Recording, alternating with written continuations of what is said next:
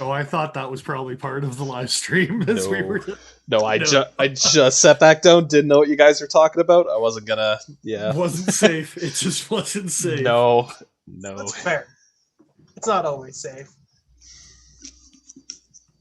I'm gonna call you a liar though, because we're not live. Well, yeah, we are. Fashionably late. Fashionably late. You can call me whatever the hell you want, I guess. Not like I care. Damn it. Don't you though? I totally do. We were 1 minute late. No one's joining us. They're like, popped in. 7:15. We're gone again. That's it. Yeah. Can't take it. I mean, how long do you expect people to stick around for? So I'm embarrassed to say how long it took me to realize that I had my YouTube in cinema mode. So I was having to constantly scroll down to read comments and then scroll back up to see what we were looking at in chat, like as far as our video. And realized last week what I was doing wrong. I mean, you figured it out. Good for you, but damn. Mm-hmm. Yeah. I'm going to steal Nick Shabazz's hashtag, at least for this, and hashtag not a smart man. Is it not a smart man or not a brilliant man? I can't remember. Either way, I'll take either one of those. I don't know where we're going as far as Justin's comment goes. I'm not sure. Wonderland? Is that what's going on here? Yeah. Could be. Going down the rabbit hole. What's going on, Ben? There's apparently 7 people watching us right now. Yeah, we should probably start the show. We're a couple of us. We're a couple. Hopefully. I'm a couple of us sometimes. Jesus. There's dozens of us. Dozens. We had 7. We have 6 now. Joe, what are you carrying? What am I carrying? It's just been a... Yeah, that's right. It's been a nice day around the house. Haven't really been doing much, so it's just been the friction folder today. Yeah. That was pretty much it for the day. Ain't nothing wrong with that. A little bit. I mean, hey, if you want some 20 CV, and hit me up. I don't know too many friction folders using that. No, today's just been a nice relaxing day. Nice change of pace. I'm sure Dennis knows all about that, but that's okay. Yeah. We took places. They were traded places today. Would you call today a nice change of pace, Dennis? 6-hour shifts aren't bad. Yeah. You know, that was kind of nice and lax for me. Wake up late, go home early. It's all good. Drink great French beer. Yeah. Matt Black Frost there that joins us in the comments gave me that as a congratulations, you're negative. And you can take that however you want to take it. But yeah. Herpaganosyphilates. Well, you know. Do I? I don't know if I want to. Probably more than you're willing to admit, yes. Yeah, fair enough. Just gonna leave that as it is. On that note, I'm carrying something a little bit different today. How different? Something that's very new to me. And by very new, I mean I have problems. And I got what is it called? A Handy Hunter in curly maple and A2. No wonder you're smiling so much. You got a handy. Look at you. This thing, I fully admit to the fact that the finger trowel here is a little small for most people, but it fits my hand perfect. It's one of a few knives in my collection that literally, as soon as I put it in my hand and I was like, you ever feel like a knife was made specifically for you? Yeah. Yeah, I got to agree. Actually, you'll probably check it out eventually, there, Joe. And also, I got a chance to check it out as well, and it was instantly like, ooh, yeah, that's nice. That's real nice. Type of yeah. And good to hear. On the note of spending way too much money this week, I also picked up a Pena. Oh, I hate you. I hate you so much. I'm gonna offer you money for that down the road. I hope you know that. I know you will. I'm pretty sure I said to Like, Paul, I will yeah, probably harass you 3 times a week about like when I have income about how much you want for that stupid son of a bitch. Anyway, yeah, I hate you. I hate you that you didn't show me today, and I have to wait 3 more days to play with it too. I hate you for that as well. You came into work on I think I played with it Friday? already. I know Francis. It came from him, and I did play with it once. Yeah, That's it. You came into work on Friday, and it was in my pocket. And I just didn't mention it. I just kind of kept my shirt over my pocket. I see. You never mentioned it. I see where this week's episode is going to go, and it's nowhere good, gentlemen. It's was nowhere good. There was a conversation between me and Joe while you were helping a customer with him going, how has he not seen it? I'm like, I don't know. He just hasn't seen it yet. It's right there. It's just in my front pocket. Incredible. I saw them. You had the mill incredible. clip, but I think it was the sway back today. Yeah. Also, the little micro cloth or whatever they call these things is friggin' gigantic. This thing's got to be folded like 2 or 3 times in here. It's big. So you can wear it as a bandana. I hope so. I'm gonna. And I was saving mine till last because it actually segues into my first topic that I want to talk about. But now I know he's got a front flipper, and it just makes me annoyed. Anyway, you dropped a big coin. Jesus Christ, Paul! You went to town this week. Anyway, let's not talk about it. The knife I'm carrying. The knife I'm carrying is not anything new. It's been in my top 3. It wasn't this year in my top 3, but it has been in my top 3 for years. The Slysz Bowie. The reason I'm bringing that up is I don't know if you gentlemen have put the hints together from several gentlemen on Instagram over this last week. But the picture that I sent you, Joe, if you can bring that up, please. Yeah. There is going to be a retailer exclusive on a Spyderco Slysz Bowie. It's coming. They put the hints together. Bam, son. Knifejoy.com. They are dropping a blue anodized Slysz Bowie with M390, and they haven't officially announced it, but there's been 3 accounts on Instagram that have been dropping hints. Ooh. One of those accounts deleted 5 of them after being up for a couple hours. So I don't know if Knifejoy was like, hey, you got to put those down, blah, blah, blah. But he put up pictures of Poland, hinting Slysz, and like, it's, yeah, this was up. There's a blue picture with Spyderco going around. Thomas Moore is one of the other Instagram guys that it's been hinting at this thing. And I guarantee that's what's coming, guys, is a blue Slysz Bowie M390. It's happening. Oh, that's pretty goddamn cool. Snap, son. Nick Shabazz had a Slysz Bowie and a watch photo recently as well. Yeah, that's because he's put the pieces together, or may not have a prototype that he's not allowed to talk about, because I'm sure he's going to push the crap out of it when it comes out, right? Yeah, more than likely. Justin Luano, go on. Bowie, go on. Yeah. So here, the only thing that Joe, go ahead. Availability. What the hell is availability going to look like? 1 per customer. They're still going to crash the site many times. Of course, but so many times. 1 per customer. Is it a limited run of X amount, or? I picked this up on 3 accounts of hints. How much do you want me to know at this point in time? You said some posts were deleted. I don't know if maybe they let something slip or not. But... No, there was nothing about. But they've been putting up pictures in Knifejoy and Thomas Moore's account about the goat. And they kept on hinting pictures about the goat, but then they've also put up straight up pictures of old Slysz Bowies, and they're also making the hashtags about the goat. Nice. Things like that. Greatest of all time. Yeah. So I don't know how many dollary dues. The polar bear dollars is going to be high on this one, but yeah. Do they take trades? You put that Pena flipper. I've got things in my collection that I will give you for a Pena flipper, and you can give that to them. But we'll see. We'll see. So I wanted to drop that bomb on you guys because I'm sure that's cool as hell. That's cool as hell. Should have waited until more people were watching because I'm pretty sure that's going to get a hell of a response. But that's it. Just a quick shout out to John. What's going on, brother?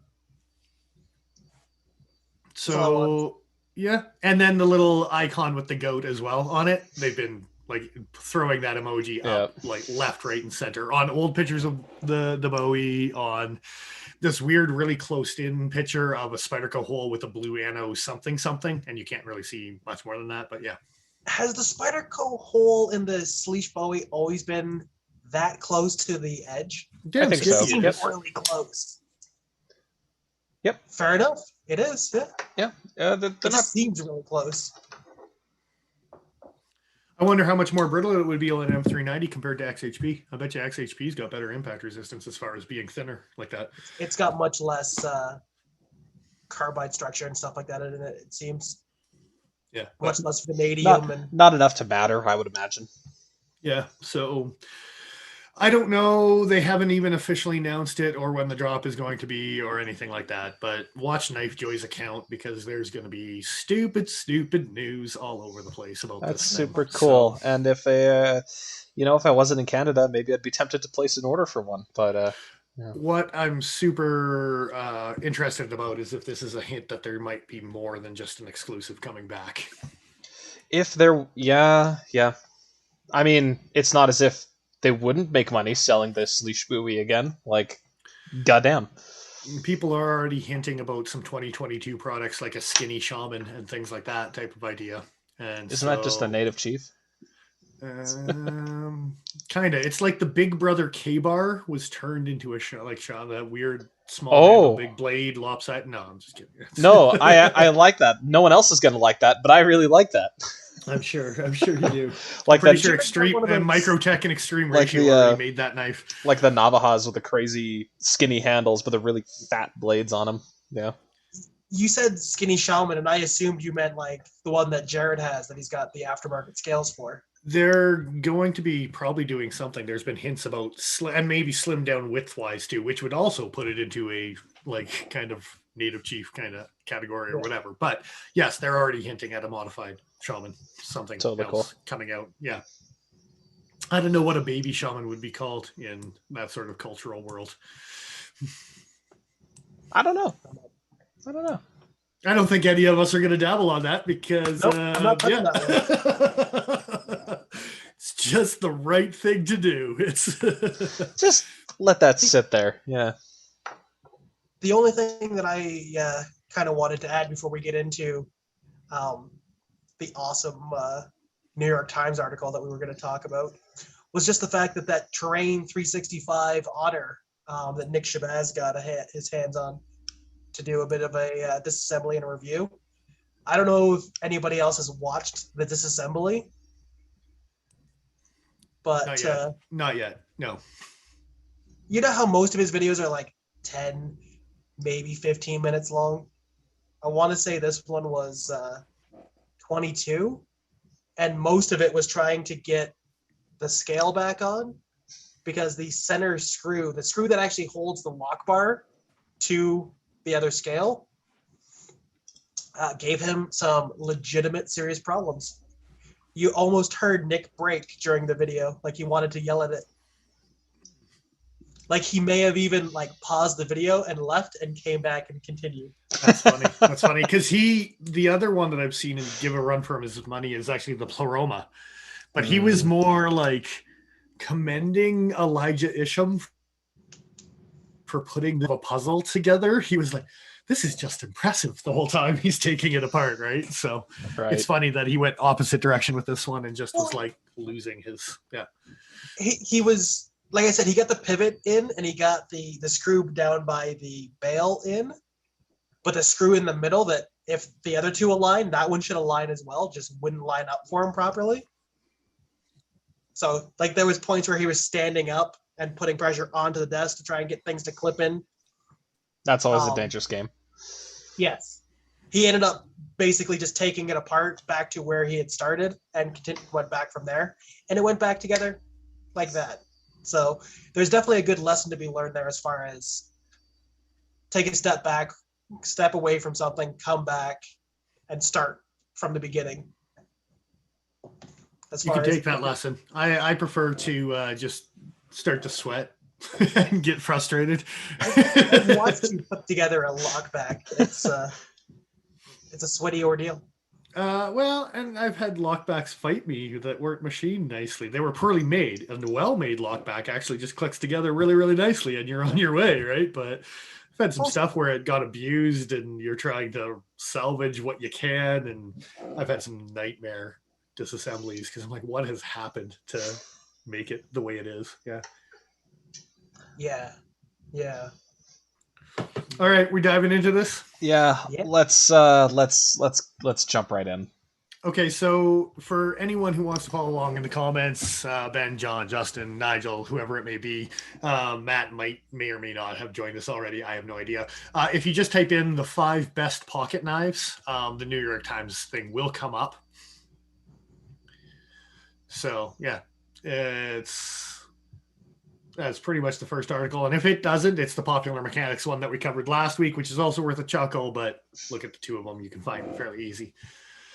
What do we want to dive in first? I mean, we've already commented on the fact that the winner was the Drifter, which just, I mean, kind of put an uproar in the EDC community as far as what happened with it. But then they had to keep on reiterating that this is for non-knife people. And the problem is that I would say probably 90% of the guys in the comments were very much knife people that took offense to their choices. Shout out, Mr. Fisk. How you doing there, brother? Glad you could join us. Yeah. I wasn't sure if he was going to join us tonight. What's going on? By the way, I'm just going to throw it out there time and time again. Every time someone says news in the chat, knifejoy.com, blue Slysz Bowie M390 exclusive. Don't know if you know about it, Fisk, but check it out. Anyway, New York Times. That's what we're talking about. The Drifter. Okay, so before we get too far into the article itself, do you agree with the attempt at making a knife list for non-knife people? It's the New York Times article, so if you get someone that's like mildly interested, maybe. Or it's just a space filler episode on New York Times, and they're just trying to fill 3 pages with something. Who knows, right? Like, it's, yeah. Kind of what it felt like just going through the article here. It was, I don't know. It feels rude to say it wasn't super well researched, but it comes across as that in a few particular key points, which I'm sure we'll get to and we'll point out. My favorite line of the entire article is, on paper, the Drifter offers nothing unique. And it's your number one choice. Good job, guys. Okay. In the defense of things that are boring.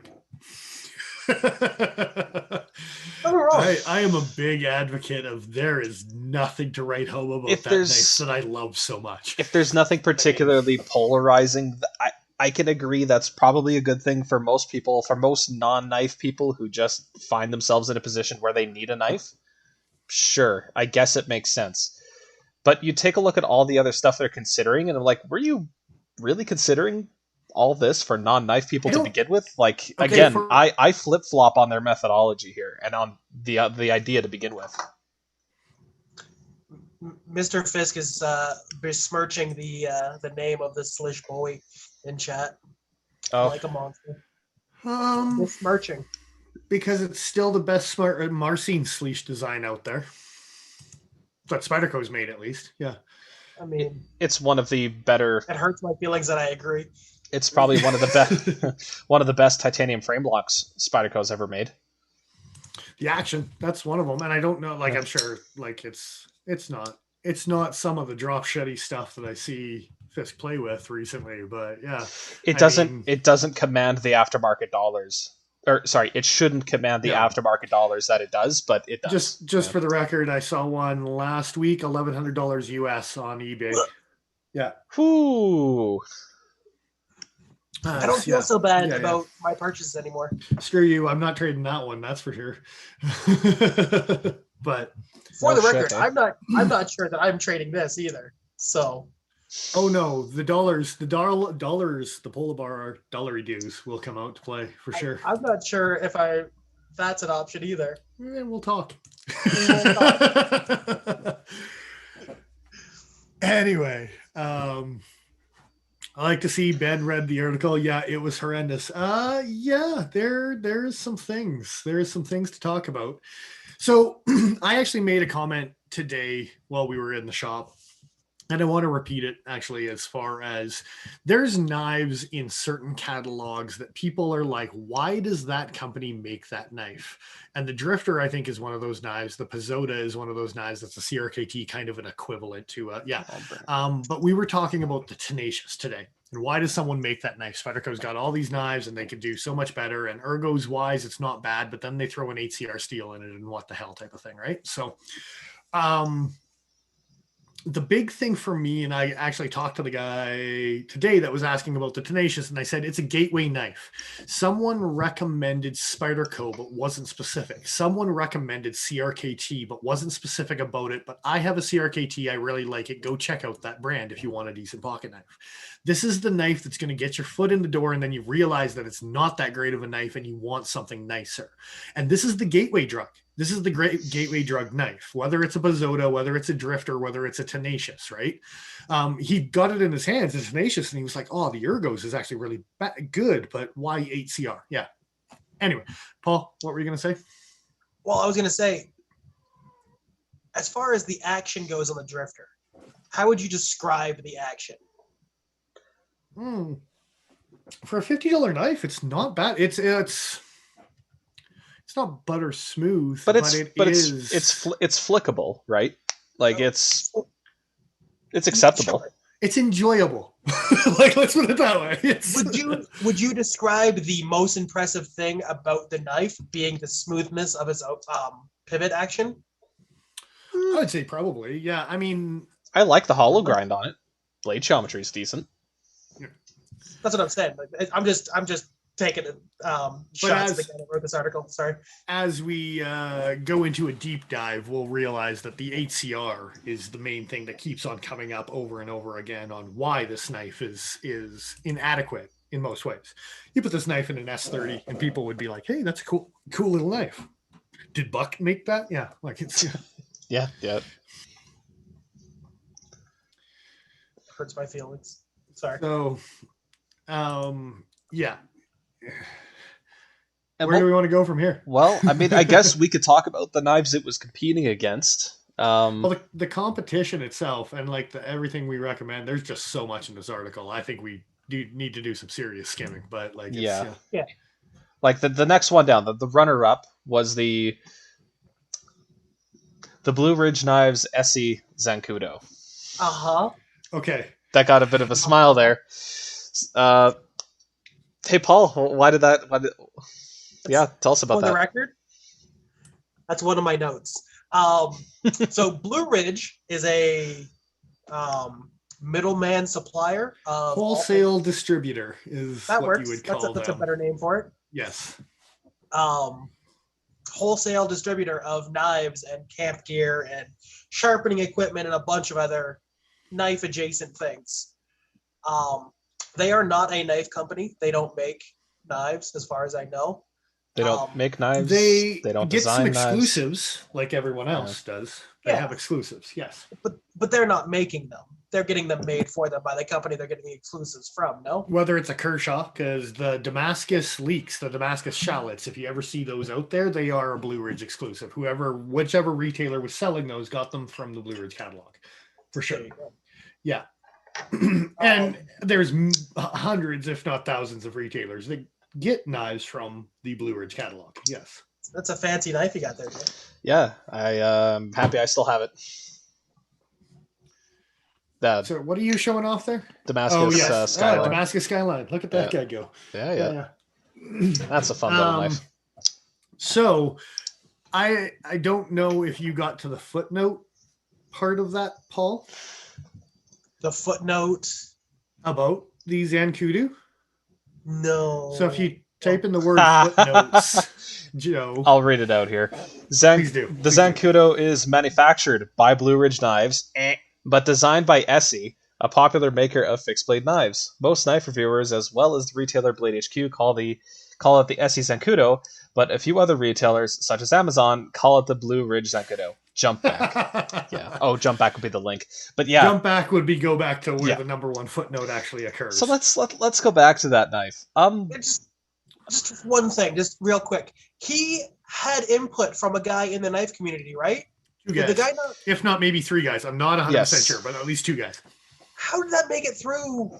And got a cliff note. The number 1 cliff note. First thing on your list, literally, and you fucked it up. The other funny thing about that is that the Drifter didn't deserve any cliff notes, just for the record. Well, there's so little to say about it in the Footnote, first place. Yeah. Like, why would you go back to elaborate, right? It's your number 1 pick. Enough said. Yeah. Oh, that's hilarious. I don't know if you read that part, Paul. If you read the footnote part of it when you were reading the article. No, I didn't read any of the footnotes. Yeah, so that's I actually got into the footnotes as well, and I read that part. I was like, that's gold. That's gold, and exactly what, like you said, 2 review or like knife guys do have articles, have pages about knives, whatever type of thing. Manufactured by Blue Ridge Knives. I don't think Blue Ridge Knives manufactures anything. If like I'm not 100%, No. but but I'm fairly confident. They don't even manufacture their own catalogs, man. Like all that shit's outsourced. They're a warehouse and redistribution and the best part company. About this as well, and I thought about it. I didn't actually remember to write a note, but I remember now. Nigel actually pointed out that the Zancudo is actually based off of a fixed blade that's based off of a folder that looks slightly different than this. And they've went back and forth 2 or 3 times, and now apparently it's been designed by Blue Ridge. No, it was designed by Essie. It was manufactured by Blue Ridge. It was actually manufactured by Blue Ridge. Maybe it was a fight between Essie and Blue Ridge, and they're like, no, we gotta take it back. It looks like this. To be fair, I mean, I'm not going to fault you for getting that wrong with how confusing that whole thing is about Blue Ridge and Essie and Blue Ridge. Also, don't take knife advice from Amazon. That's step number 1 in knowing where the knife was manufactured. And with the Amazon thing, I guarantee what it was is someone, like maybe it was Blue Ridge Knives that was selling this knife retail through Amazon. And if you clicked on it... It could have been Blue Ridge selling. It could have been whoever bought it off Blue Ridge was then selling it on Amazon and didn't know any better. And was saying that the manufacturer was Blue Ridge instead of the seller. Like it's, who knows, right? But I figure if you're going to be saying, hey, these are the best knives you should be considering, you might want to get your information a little bit more accurate. Just a little bit. Nigel's also got a good point as to where the name Zancudo comes from, which is a type of fish that is notorious at the very least. I'm not sure if it actually does the thing, but it's notorious supposedly for swimming up urethras if you're peeing in a river. It has done the things. Whether it's a common occurrence of the things is a different thing. It normally gets into fish gills, which also releases fish urea, as far as I understand. And that's why it might find a nice cozy spot in your urethra and then block itself in with its spiny fins. Yeah, that's exactly the face you should make, Joe. They're not small either. They're you want them to be. Are we done reaming on the Zancudo? Sure. Let's move on. Budget pick. Yeah, and that looks to be the Sanrenmu 710, also known as the 7010. For the record, Mr. Fisk is saying it's named after a mosquito, not the knife. Not after that fish. So. Okay. Oh, I see. I don't want to know what the fish is called, but apparently, it has a mosquito on the blade. I think as soon as he said mosquito too, I'm like, wait, I think I do know a history about the mosquito, but it was so long ago that I was letting you run with the fish story, and it was good. It was good. Exactly. Also, what's going on, Matt in chat? What up, Frost? I'm glad you could join us, man. Thanks for the beer. By the way, I'm enjoying the I tested negative beer. It's good stuff. It's deliciously negative. Boo.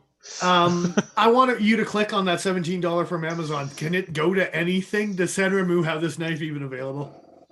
No, this article was 4 years ago, so we might give them some credit. All of the ads don't work. None of them. I tried a bunch of them. The best part about that as well is that they've picked someone that basically is a Chinese distributor. Unlike Blue Ridge, which is also a distributor. But anyway, now we've got Sanrenmu. But at least Sanrenmu makes them. They do.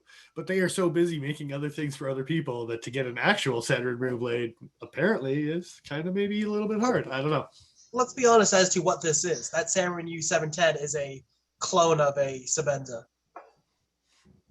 Oh, and then apparently Mr. Fisk and Nigel have sorted it out in the comments.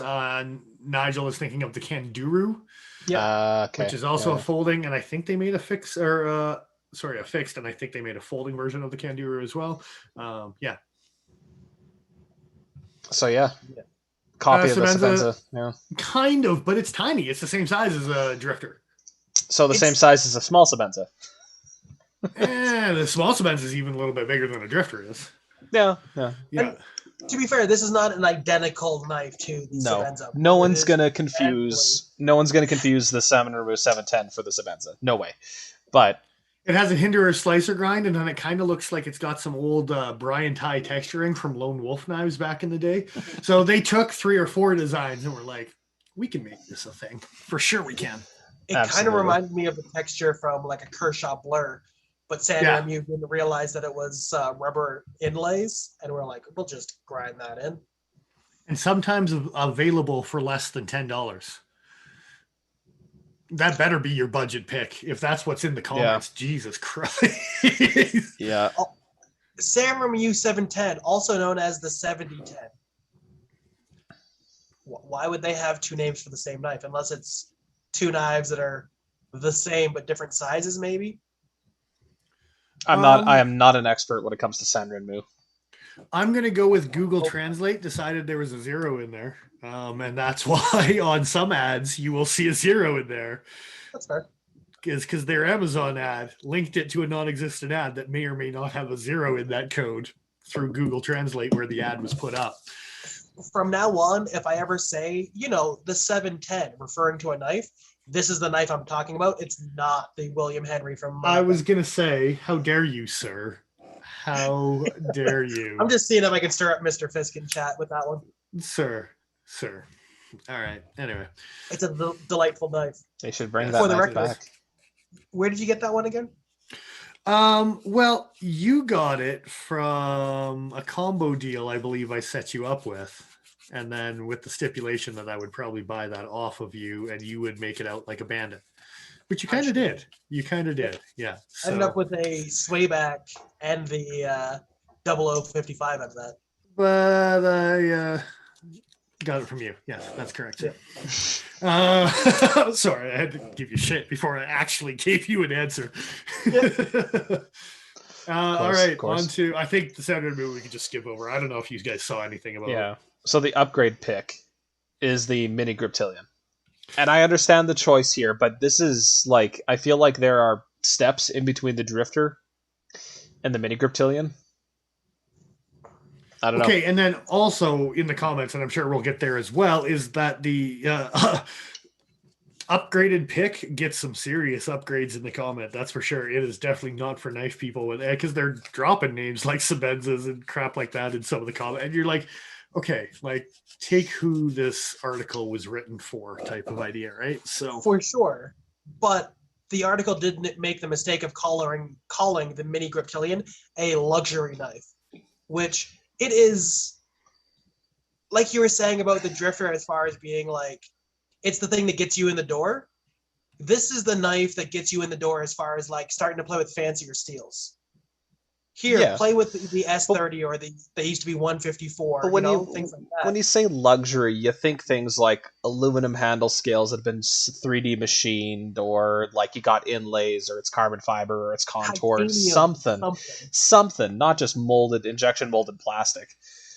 I get it for the price and the capability. The Griptilian's a great knife, but if you're looking at it, it's a good upgrade pick. I do agree. Calling it a luxury knife is a little bit out to lunch. And I actually just realized that right after these picks is actually where they go in depth on, so we can do some scrolling and actually get a little more in depth on each one of them if we want to. But we could do. Yeah, for sure. I don't know. And they were talking about like 154, and they were honest opinion about it not necessarily being a super steel by today's standards, but was and is still considered a very, very solid, stable steel, which I very much agree with, for sure. Mini grips are a gateway knife to Benchmade, for sure they are, or a full-size grip. The Freaks kind of took those place, but they got rid of the original ones, which were the kind of the gateway drug for them, and so definitely I agree, Fisk. They are, definitely. Griptilian was one of my first knives that, as far as like So I'm hearing about this steel that holds an edge better than the crap that I have in my pocket. Yeah. It's only going to cost you an extra $40 more than what you're paying already. I had 4 versions of a grip in my rotation for a long time. I still have 3. So, and one of them is a 154 CM. So, yeah. I got one. Anyway, yeah, I agree with that. Traditional style. Oh, the controversy on a $155. Oh my goodness. Yeah. Where's the controversy? Out of traditionals, this is the one you're going to recommend, you sons of bitches? Come on. Like more than, are you talking about like over at like a $110? I guess for a non-knife person. I mean, but like the $110s are big though. Yeah, like, they are super big. They're big. I'm just curious as to where you're going with that as far as traditional. Like Swiss Army type of like things like that, like or like a GEC. I mean that's the knife guy coming out in me, but I mean I'd say Swiss Army. Like Swiss Army is such. There's so much in the realm of non-knife people that I don't know if they're even worth including in a list like this, to be perfectly honest. And even at a Buck's catalog. What's that? Sorry. I feel like the Swiss Armies were skipped because they're non-locking blade.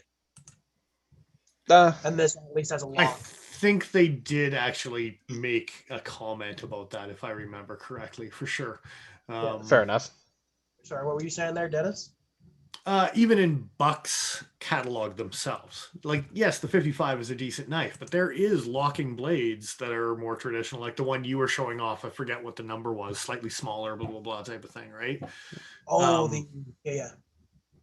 But if you're talking about a traditional knife and you're talking about like an in the pocket, because you obviously like smaller knives, they've straight up said like that's why the Zancudo was the runner up type of thing, is because it was too big and the drifter needed to fit into that smaller category. The 55 is a big knife in your pocket without a clip. Yeah. Compared to some more traditionals, even from the Buck catalog that are out there, right? So, I have a hard time with that one. Like, it's not a bad choice, but like you said, there's other things out there. And 4 or 5 years ago, I don't even know, some of the Kershaw traditionals, the Wild Turkeys and the, where is that little son of a bitch? What was the one that, it was the one that basically they ripped off from your Buck knife, right? Yeah. Oh, what is that thing called? I know exactly what you're talking about. Those guys there, type of, and CRKT had some. Was it the Indian Ford? Or was that a different one? That was the one that was kind of like this guy, and then there was a bunch from Kershaw that were like that, right? But so, small, easy to put in your back pocket, kind of. And they're talking about price point, and all of a sudden they drop a $155, which is probably more expensive than everything. What, like $50? Yeah, it's more expensive than their top pick. This is the next most expensive knife. Like, it's more expensive than the Zancudo is. Yeah.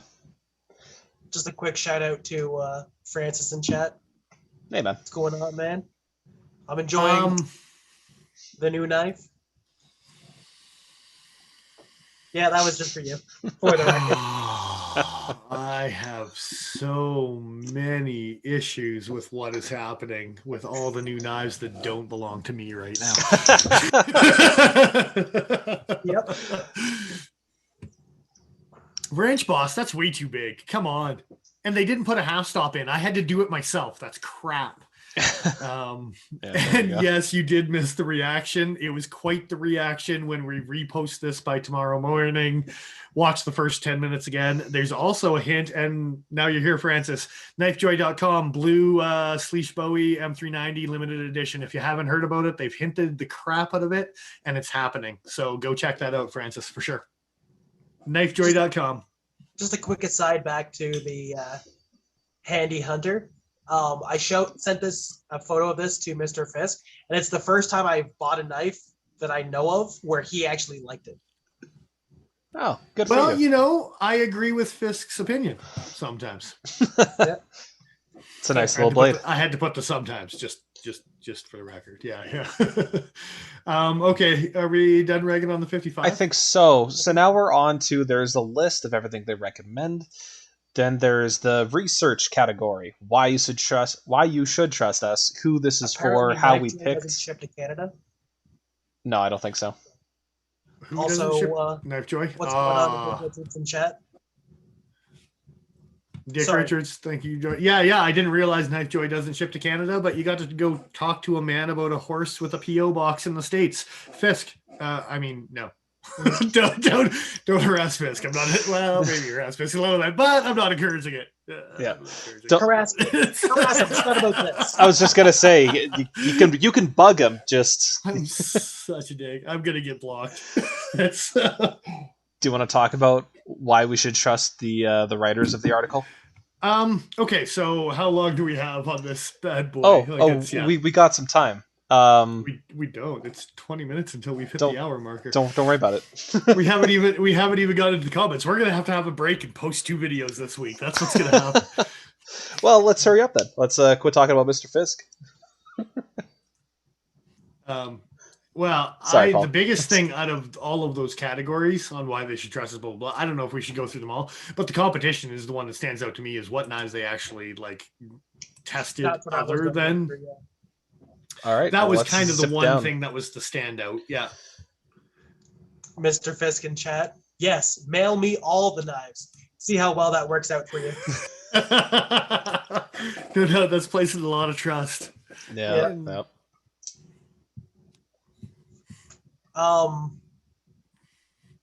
What's the one that stands out to you the most as far as the competition? Or should we start there? Or should we just? Okay. So yeah, we could jump all over the place here. Okay, so they bring out the Dragonfly 2 and the Delica 4. Both of those are using VG10. That hasn't changed over the last 4 years. So knowing what those knives cost, especially the Dragonfly 2, and especially knowing that these guys don't seem to think you need anything larger than a 3-inch blade, and the smaller the better, it didn't even place? Really? They prefer liner locks and frame locks over the That's straight up it. They when you get into the footnotes, it's totally about we like this. It really is. Yeah. Like if you keep on going through what the competition was, it totally is just a we like this. Yeah. There's the Sage 1, the Persistence, the Rat 1, Rat 2, the Pizzota, the Squid, the Ripple. Okay, wait. Slow down. Just saying, just tossing names out here. We can stop wherever you like. No, but the Ripple is actually a good place to stop because the downside is it's a flipper. And once we're done with the testing, we decided that we preferred thumb stud opening for its fast or slow and slow deployment. Yeah, and look at 4 years in the future. How many flippers are there out there? So all many. Of them? Yeah, exactly. Even Cold Steel was making flippers before they sold the company. So what does that tell you? Clearly, people like flippers. And like you said, it keeps going. The Atmos, the Skyline, the Chill, all decent budget knives, whatever in the competition. The Skyline is noticed to be a gateway drug for not so much for Canada anymore because they started controversy on us getting assisted across the border. But anyway. Yeah. Well, the Skyline at the time, I'm pretty sure you could find them around 50, 60 American. So it wouldn't have been that much more expensive than the Drifter, but the standard version came with 14C Sandvik. So you're telling me a more standard blade profile and a blade that's slightly longer and arguably far better ergonomics didn't even make your list because you prefer thumb studs over flippers? You got to be kidding me. It made the testing with the Atmos and the Chill. Made the testing was basically, it was part of the initial list of knives that they came up with. The Fraction is also a flipper, but the handle isn't as great as those of our picks, the Skyline or the Chill. The Chill and the Fraction I'd put in the same boat. The Skyline is a nicer pick. And yeah, that's right, Joe. I said it. I like the Skyline. I like my Skyline as well. The carabiner clip on the reverb, but in our test, that feature wasn't enough to offset the difficult open or awkward eyeliner lock. So I gifted a reverb to a guy not too long ago. It was a carabiner knife with a weird thumb groove like the highball has that you can open up. Yeah. I'll bring up a picture here. Yeah. I wouldn't say it's a gateway drug, but for anyone who's into the tactical stuff and it's got the carabiner and the fun, you can put it on a clip on a backpack and it's a nice little emergency day hike knife. You can 2-hand open it and cut your food, and it'll be fun for all the groomed paths in the front country in our provincial parks in the beautiful Canada. Anyway. I would not call that an awkward liner lock. It's the same sort of deal that you have on stuff like It's a push button. Yeah. But it's a push button. It's weird to say that with a liner, but it's a push button. Yeah. Like, this is a liner lock. It's just offset. It's the same deal here. Like, there's nothing awkward about that. They literally took knives out of their recommendations because they weren't liner locks, and then they shit on this one for being a liner lock. Yeah, but it is a different access, but the awkward liner lock. Yeah. And plus, they actually okay. So here's the other thing too: is what they threw in as far as their own things. It's just random, like a Kershaw CQC. Like, out of all the Kershaw lineup, Kershaw's got a big lineup. CRKT has got a big lineup. You can throw some budget stuff that you're trying to be cheap for non-knife people, and you decide an Emerson is where you want to go. And again, how much is a CQC 5? Like, even one of the smaller ones is probably a $50 or a $60 knife. You're getting into a more expensive knife than what the traditional, like, almost the high-end realm, where they were going $17 knives and $10 knives. Speaking of Milwaukee Tool, speaking of the $7 knife. Gemini, why did they even look at that one if they wanted to recommend a $20 knife? The nicest flipper we looked at, which isn't surprising given the $85 price tag, is what it straight up says. The nicest flipper they looked at was the Kaiser Gemini, which also tells me that if you're putting a Mini Griptilian as your number one upgrade choice and the nicest flipper you looked at was a Kaiser Gemini, you didn't look at enough flippers because you don't like flippers type of idea, right? Like, it's, So there's some heavy bias, you can say, hey? I'm feeling it. Okay, so Gumby Hilt, thanks for joining us, by the way. I don't know if you joined us in the past, but glad you could. You've got a good question. Don't know what list we're talking about. So New York Times put out a random list of the top 5 pocket knives. You can look it up about New York Times best 5 pocket knives, or even just type in best 5 pocket knives. And you'll see it there for sure. The other thing as well is Dutch Bushcraft actually brought this up in a recent video. If you haven't seen the Dutch Bushcraft knife boys, they're silly and fun, and we like to watch their videos, and they've got some valid points, even though they are kind of way too silly sometimes. And we're just kind of playing off of that review. We've all read this article before they put out that, and we figured it would be a good time to talk about it. So anyway, continue on. Yeah. The hard line. Oh, yeah, we should probably talk about this. So this is probably the one thing that is still a valid link. Yeah, because it goes immediately. Home Depot. So here's the thing. Okay, before you dive into that as well, Dick Richards also has some comments. CRKT's got a whole bunch of them. There is several of their axes, for sure. Their tomahawks are pretty decent. I will give you that, for sure. Clever Girl, I liked as well. Joe owns a Crossbones and maybe a Jumbones and is trying to get an M390 exclusive if he can. Small Obaku is kind of a James Williams knockoff, but I'm not going to rip on Lucas Burnley too much for it. So we'll continue on with some stuff. Anyway, so. Yeah.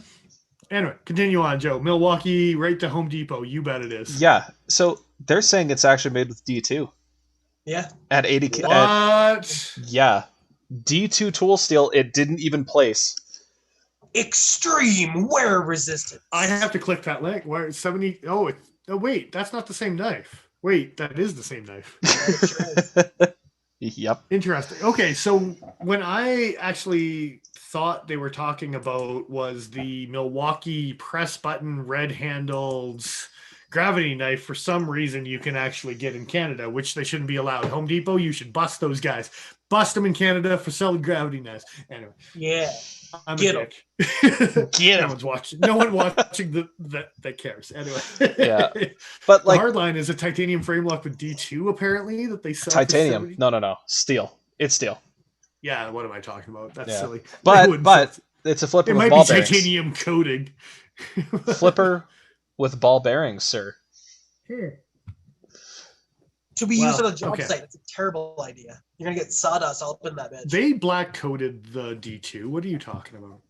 I'm worried about for the ball bearings. I know what you're talking about. The thing that I was going to ask, if Benchmade made a drill, would you buy a Benchmade drill? For the novelty, sure. Avoid it for Milwaukee or some other company that you know is good. Did they put a pivot collar on it? No, they didn't. So, well, I on the drill, good. You mean? Yeah, that's good because I'll pay less money. Oh, they're using they've got a hinderer over travel stop. I have to wonder if they're paying royalties on that. Because I'm pretty sure that's patented. Get him, Hinderer. I know do it. You're watching. Anyway. Oh shit. Yeah. I wonder. It totally is. That's totally a cryo. Absolutely a Hinderer. Yeah. So okay, maybe it's $72 because it's a Hinderer design, and $50 of that goes to Rick Hinderer. $22 of it is what the knife is worth and goes to Home Depot. I would love to know who's making that for them. Because it looks like a Kershaw. Yes, but we got a lot of stuff to go through, so we could put a thumbprint in that. Put up a note, Paul, if you've got a note. Find out about that, as we can come back to it. But we got to keep going with this shit for sure. Yeah. So I don't know that we need to jump in on all the other knives that they've got here, but there's a couple that stand out. Stuff that's using S35VN that actually qualifies for budget blades. The bug out. Oh, did not test the bug out. Okay, fair enough.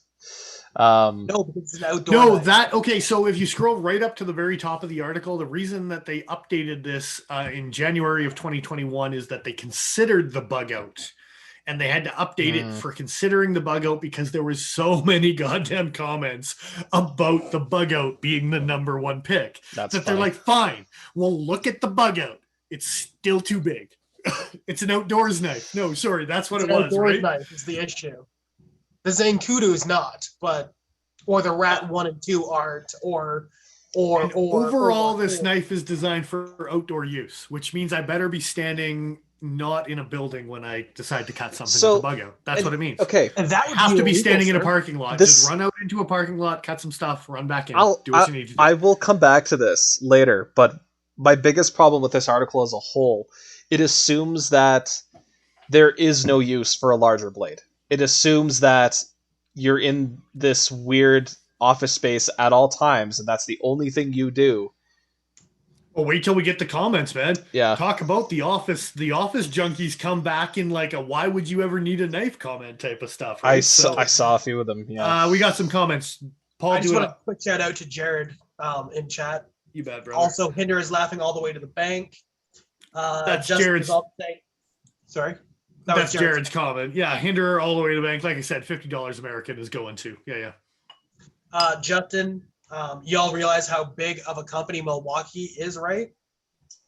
The mother company does $8 billion in sales yearly.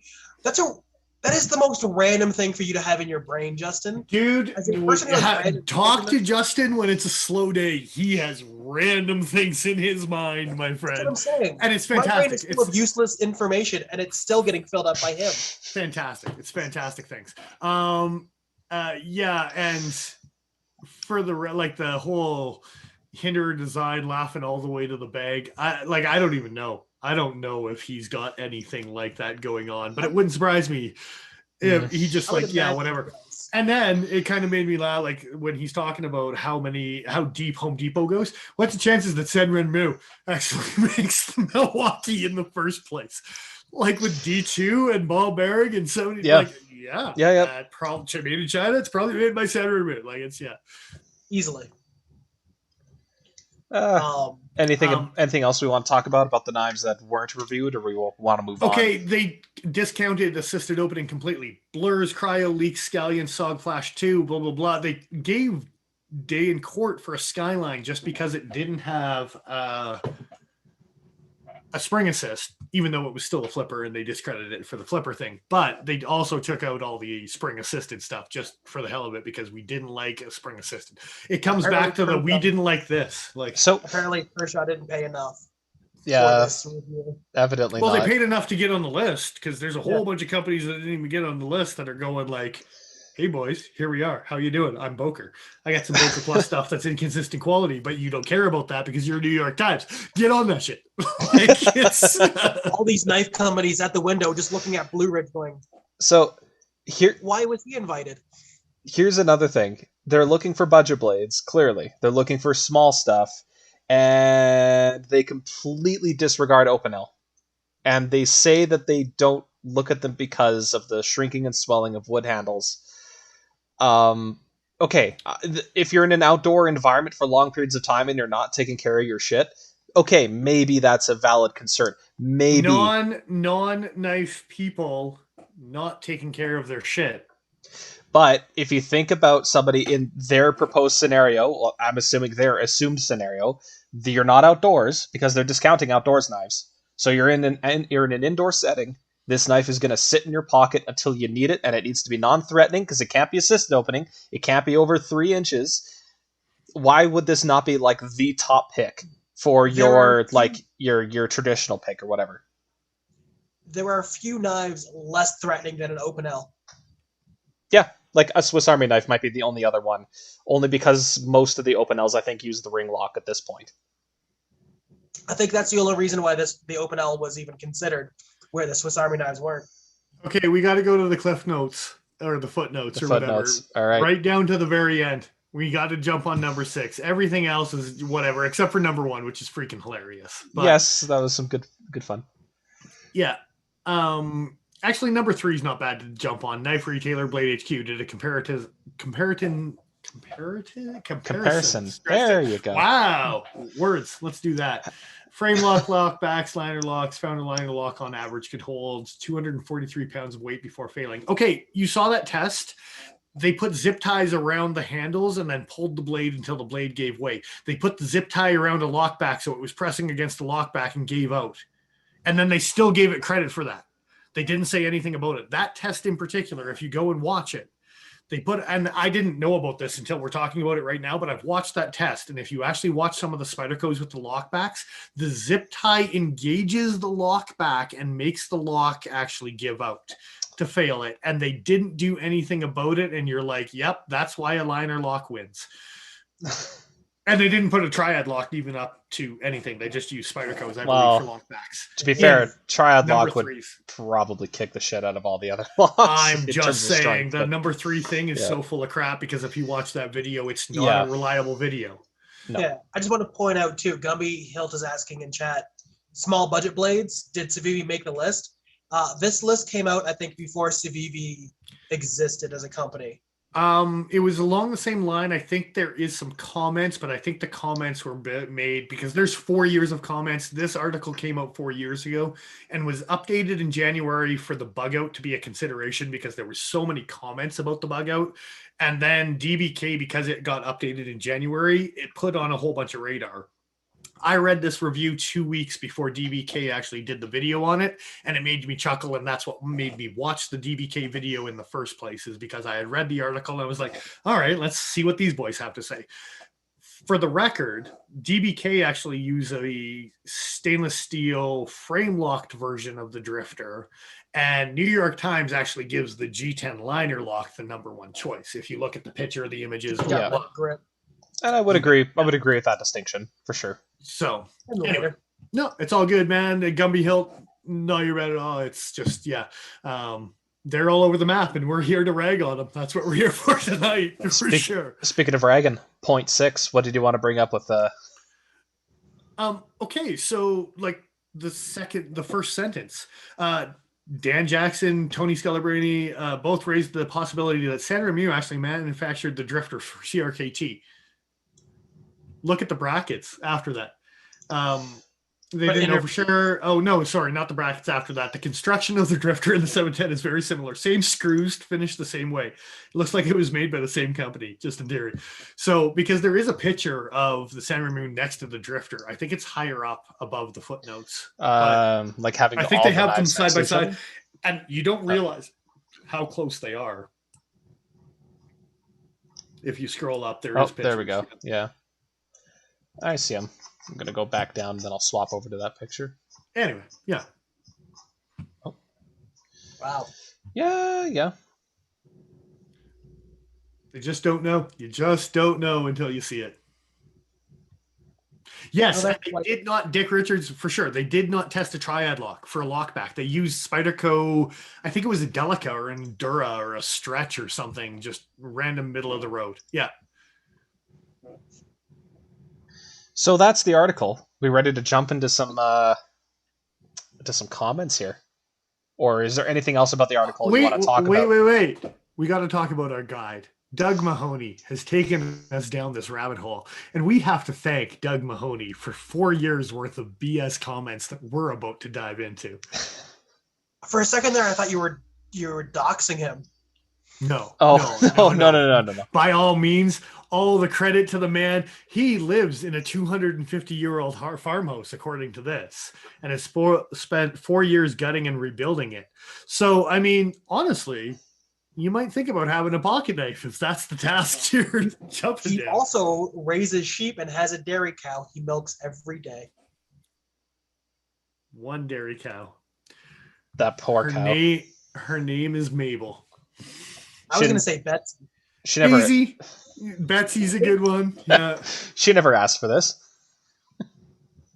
Her actual name is Francine, but she can't tell you because she's a cat. Yeah, nobody ever asked. No doubt. No one asked her. They just gave her a different name. She has an accent. Didn't ask her that either. So Doug Mahoney and all of his many preferences have shaped this review into what it is. For sure. Jared is asking if that's a euphemism. Everything that we say is a euphemism. Most definitely. If you can find a way to twist it, I will applaud you, sir. So, as of this moment, there are 123 separate comments. Isn't that funny? They're all sorted by newest, so we can look at the most common or the most recent complaints, I guess. Okay, the best part is all of a sudden, and they've been more exploded since last week, well, 9 days ago, so just before last week. Since DBK actually aired their video, there's been more comments, and then there is a jump in the time space between where those comments have happened, and it jumps from 3 days to 2 months ago.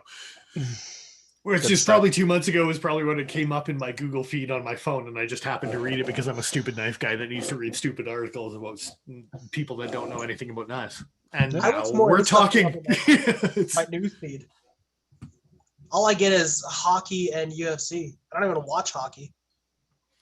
It came up in the Google feed, blah type of stuff that happens on your phone. Yeah, that's where I actually read it. I did actually see the article recommended to me. It's probably around the same time that you did, and I totally was just like, nope, fuck that, and I just swiped right past it. I was like, I've got opinions. I do enjoy Dick Richards' comment. His cow is named T-Bone, loin shank, prime rib. Yeah, for sure. You're forgetting pot roast, but that's okay. That might be the other one. I'm going to be honest. I was really confused as to what a lion shank was. You would think lion shank because that's how it's spelled, but you got to decipher the comments sometimes. And we're on a loin shank kick. We're good. I wasn't a butcher. I've never had a loin shank. I don't think. Sometimes you just need to slow cook asuboku. You're working with some stuff right there. I mean, anyway, better a loin shank than a shank in the loins. Let's get into these comments. Yeah, all right, newest. I was looking at oldest because there's some good ones from 4 years ago, but we can look at newest and go from there. We could start with the old stuff, see what people thought initially. Okay, I don't know. No, let's dive in. Let's see what you got. The best part is because last week I dove into a gentleman called M Gold 215, and I threw him out there because he's got some absolutely fantastic opinions for sure, and it's not too far away. It's less than a page down. So I don't know if there's anything above that you guys saw that you wanted to comment on, but just the fact that the very first comment here is the Drifter. Seriously, I get you're going for budget. So where's the QSP, the CGRB, the Civivi? Someone who didn't know that the article was written 4 years ago, I suppose, because there is no indication at the top of the page, right? That's the best part is it says updated January 2021. It does not say published. And if you actually go to the oldest comments and sort by, the oldest comment is 4 years ago. So that's where I'm dating the fact that the original comment was made, or the original article was made. Yeah. Yeah. And the lion shank is the cold steel bore spear. That's great, Dick. For sure. It's too bad they don't make it anymore. Lynn Thompson, come out with your own bore spear. You'll sell a crap ton of them. You will sell a crap ton of your own bore spears under your own company with one product. You will make your way, my friend. Yuck. Are we talking metric or imperial? That's a good question. No, it's always a metric. It's always a metric. I'm Canadian. Screw that. Imperial butt ton. It's a literal measure. Well, unit. yeah. If we're talking butts, that's fine. Yeah. It can be American. That's fine. But if we're talking fucks, I mean, then metric, sure. Yeah, okay. That just makes sense. The rest of the world, my friend. Just a quick shout out to John in Mississauga joining us in chat. What's going on, brother? Hey. Thanks, John. Thanks for joining us, man. Okay, yeah. So the whole thing with this is an article written in 2021. It wasn't. And that's why Civivi, CGRBs, QSPs, none of these things have come to rise. Because if this was around at the time for $50, there's no reason it shouldn't have been there. But they talk about Kaiser briefly that, and that is like kind of their, and when Kaiser had VG10, the $85, whatever, right? But your bottom of the barrel stuff was Kershaw and CRKT. Sorry, yeah. So do we want to jump around to a particular comment, say by Mr. M Gold 215, or do we want to go somewhere else first? Paul? The only thing I was going to say is you can sort by newest, you can sort by oldest, and you can sort by best. And yeah. You want to see what the best comment is? Oh, that would be the most likes, right? So the best comment from 4 years ago has 42 likes. Okay, that might be worth looking at if we're sorting by best. Okay. Now, here's the thing, and I wouldn't mind some things in the comments, is we're looking at 8:23. We are over an hour. Now, just for splitting it up onto reposting on YouTube, how do people feel about us taking a quick 5 or 10 minute break, coming back live? Because that was an editing thing that Nigel did. We can't split the video. We'll just be blank for however long. Hang on a sec, Joe. Would you be able to run just another one and go live again? Is kind of the thing. Or cut the video and cut the audio and just go black for 5 minutes while we were doing our thing. I don't know. I'm just saying. We could just cut it out. I mean, honestly. Somebody sounds like he's got to pee. Well, no. I'm actually good. I'm just saying but we can't do 2 videos anyway. It would only be reposting as a single. We could just run this until 9 if we had to get this all finished up, and then just publish it as one video. Okay. I'm just throwing it out there that it might be a long video, and if we want to split it up into 2 videos, I don't know if there's a possible way other than shutting this down and asking everyone to rejoin, which is kind of a bullshit way to do things. We're making fun of a knife article. People watching right now. I think we're okay to just let it keep going for now. Yeah. I'd say if we're somehow still going by 9 o'clock, we'll cut it, but I don't think we're gonna necessarily push it that far. I think yeah.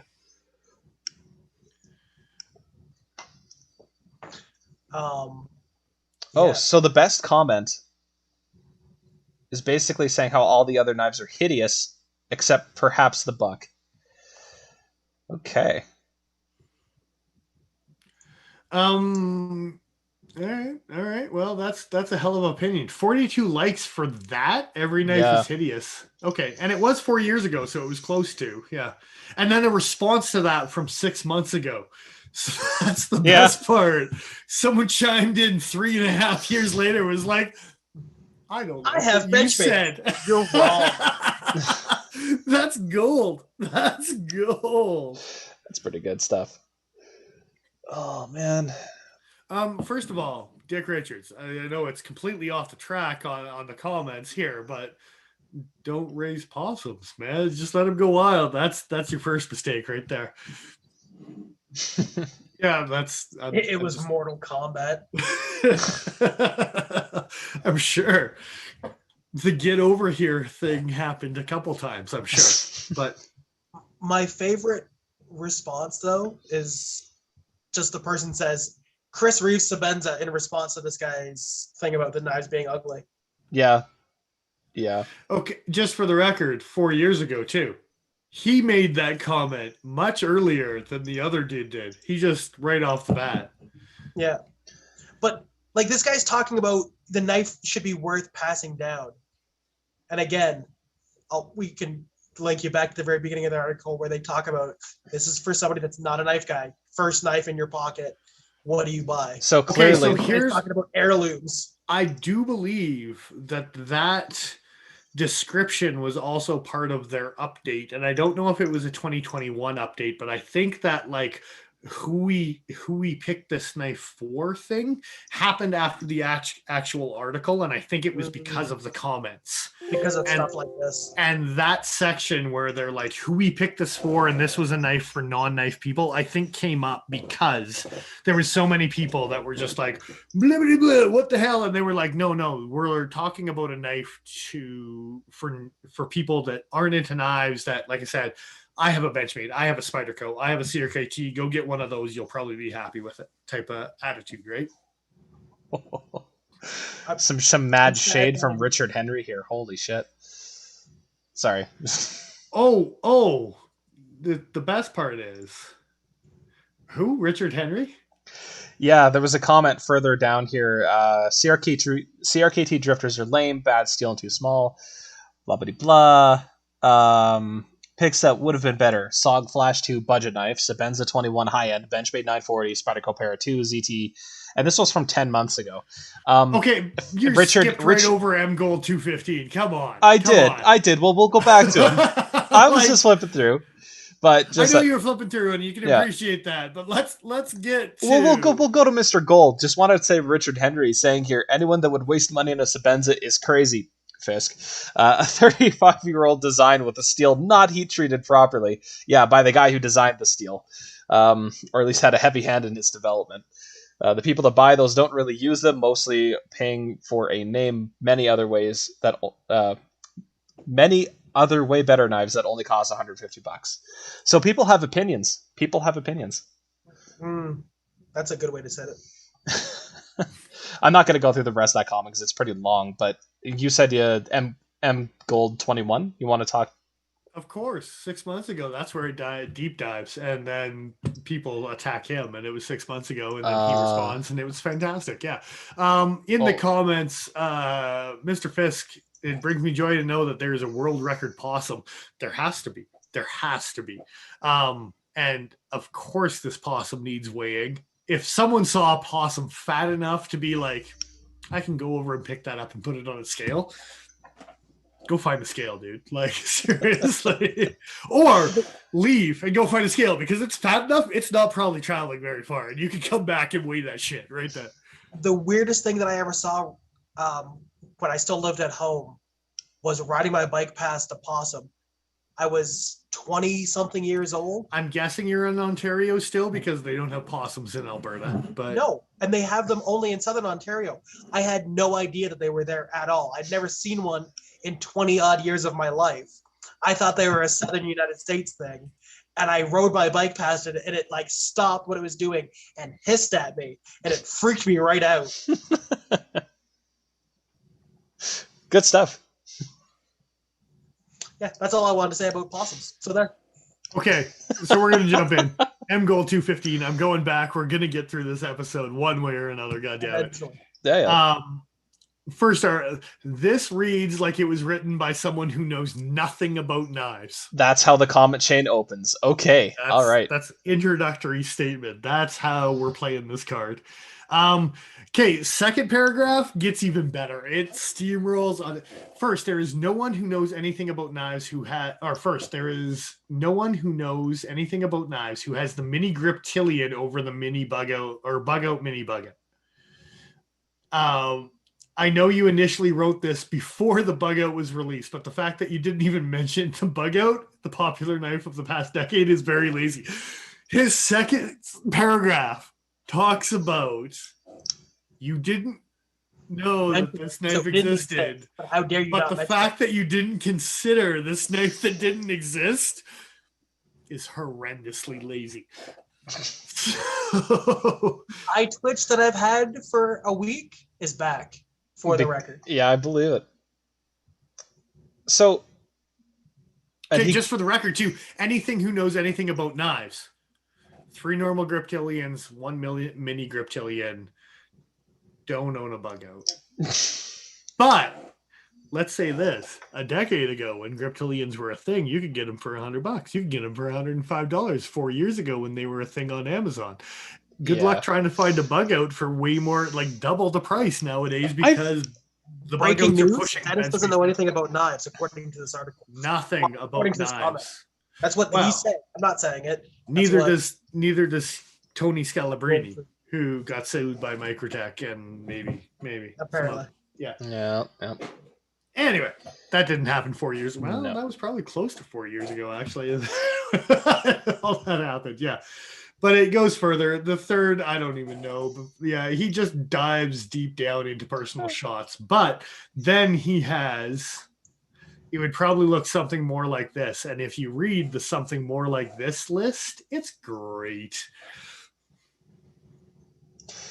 The best knife for most people, the Benchmade Mini Bug Out.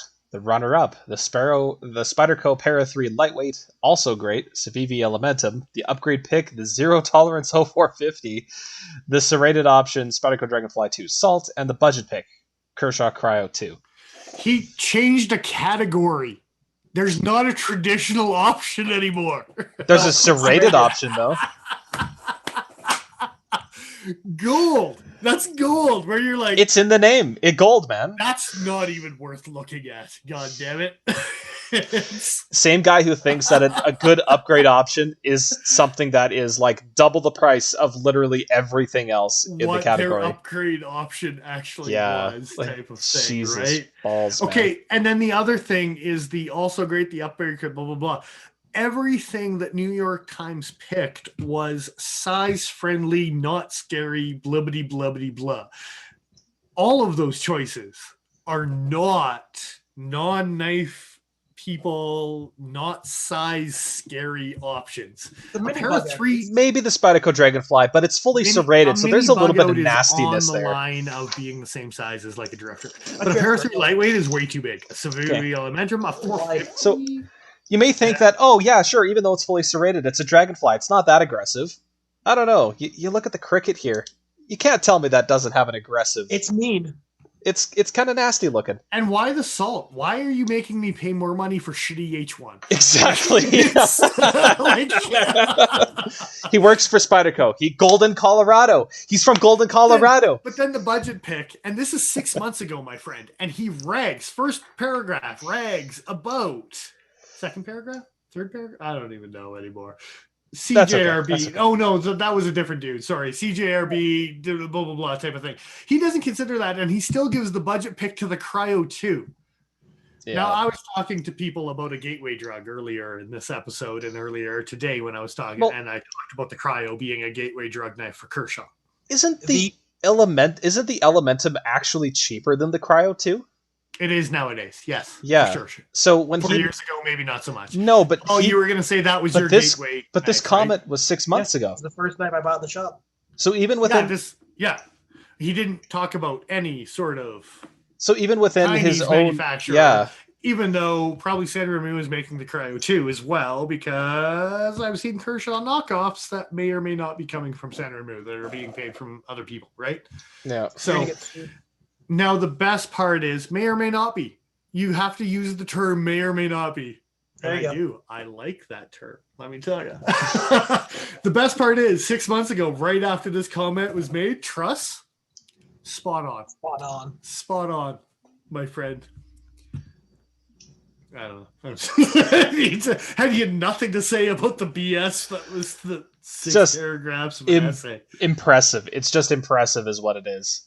And it doesn't get any better from here. M Gold responds to Janet. Janet responded 6 months after, and M Gold needed to put his 2 cents in. I got John texting me right now about the knife that's in my hand. We'll talk later, man. Oh my goodness. Yeah, rewatch the episode tomorrow. I hate you. I hate you so much for owning that knife. Anyway, we're talking about comments. Yeah, I hate you. Anyway, we'll talk later about how much I hate you. Yeah, that's fine. Is the budget pick? Yeah, Sandra Mu is the budget. Yeah. Sorry, continue on, Joe. I'm just looking at comments. Just looking at M Gold's continuing here. So Janet. Okay, so Janet is a community member, so I guess she's involved with the editing or the curating for the articles, something like that. She speaks in the Royal We, the R article.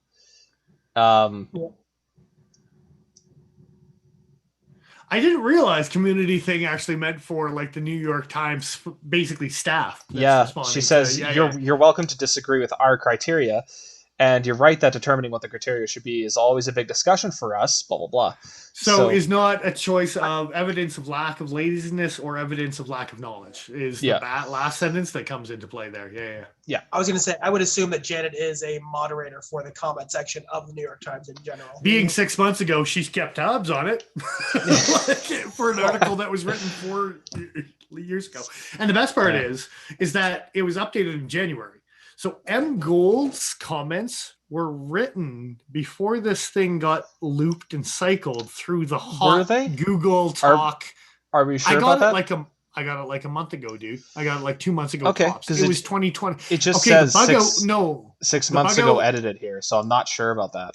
No, that does, but the article actually says updated January 2021. If you scroll right up to the very, very top, it says updated January 2021.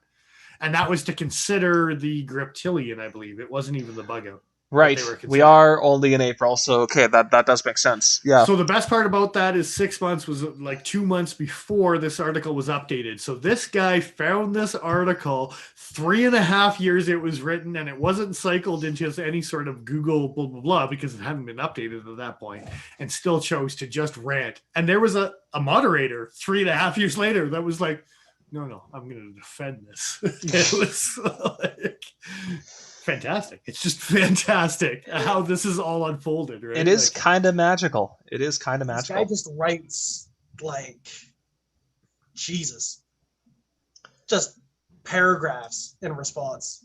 So, and I have to agree in part with Mr. Gold here. I do question the methodology. I do question the criteria used for this article, but his solution to these problems does not make any goddamn sense.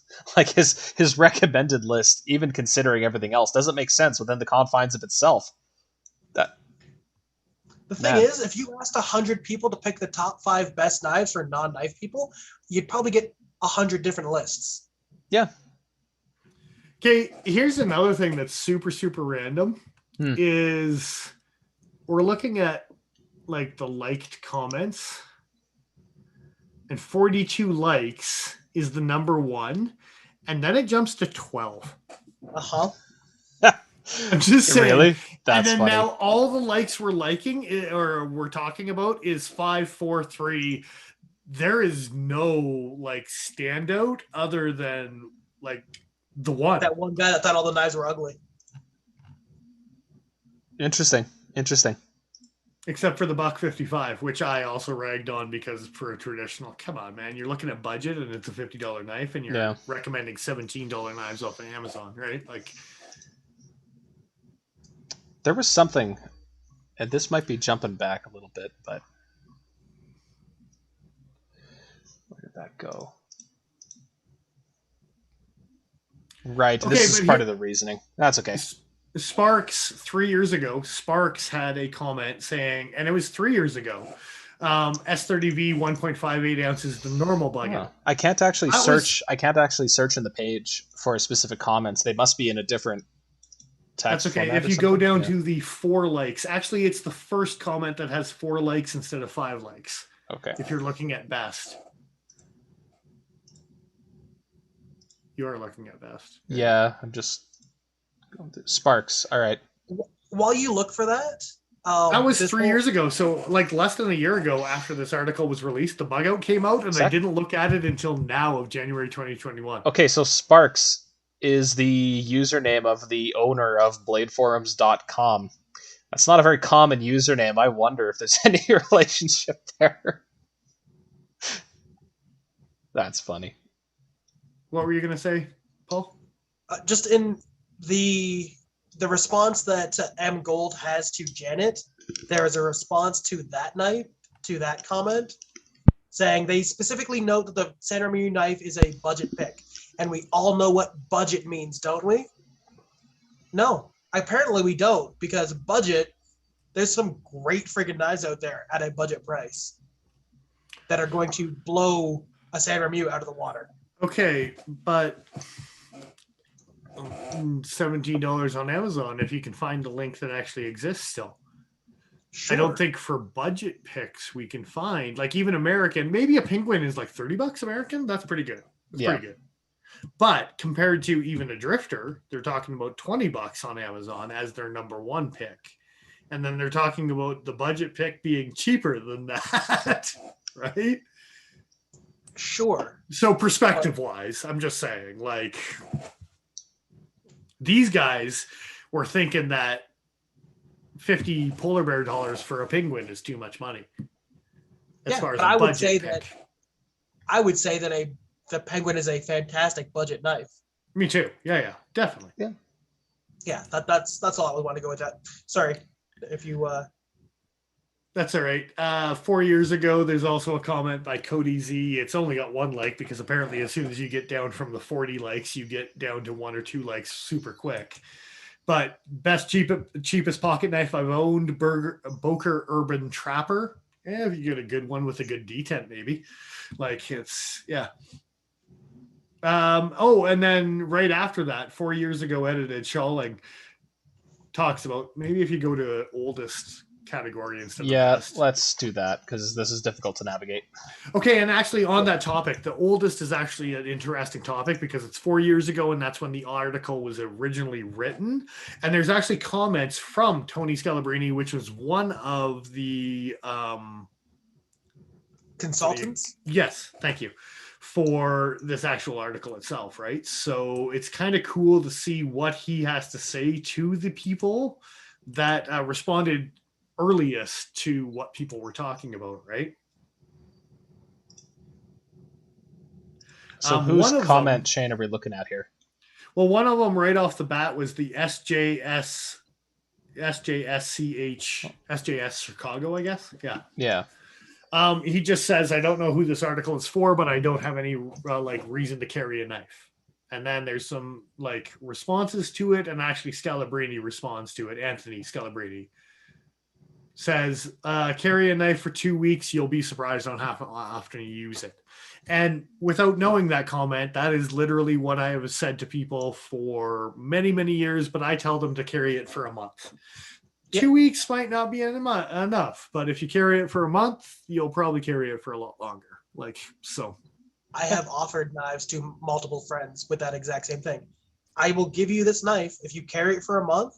If you don't like it at the end, I will happily take it back.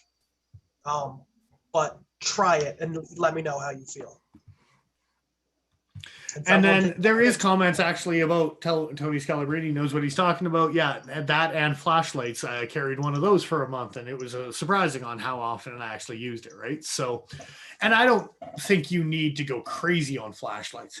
Like, there's guys out there that are carrying 3,000 lumen flashlights on an EDC basis for no freaking reason. But you can carry a $50 to $100 flashlight, or a 50 to 100 lumen flashlight, for EDC basis. That is more than good enough. And technology has made it literally watch pocket keychain super friendly to carry something just convenient, right? As far as flashlights that get used the most in my collection, that little guy there is exactly the one that gets used the most.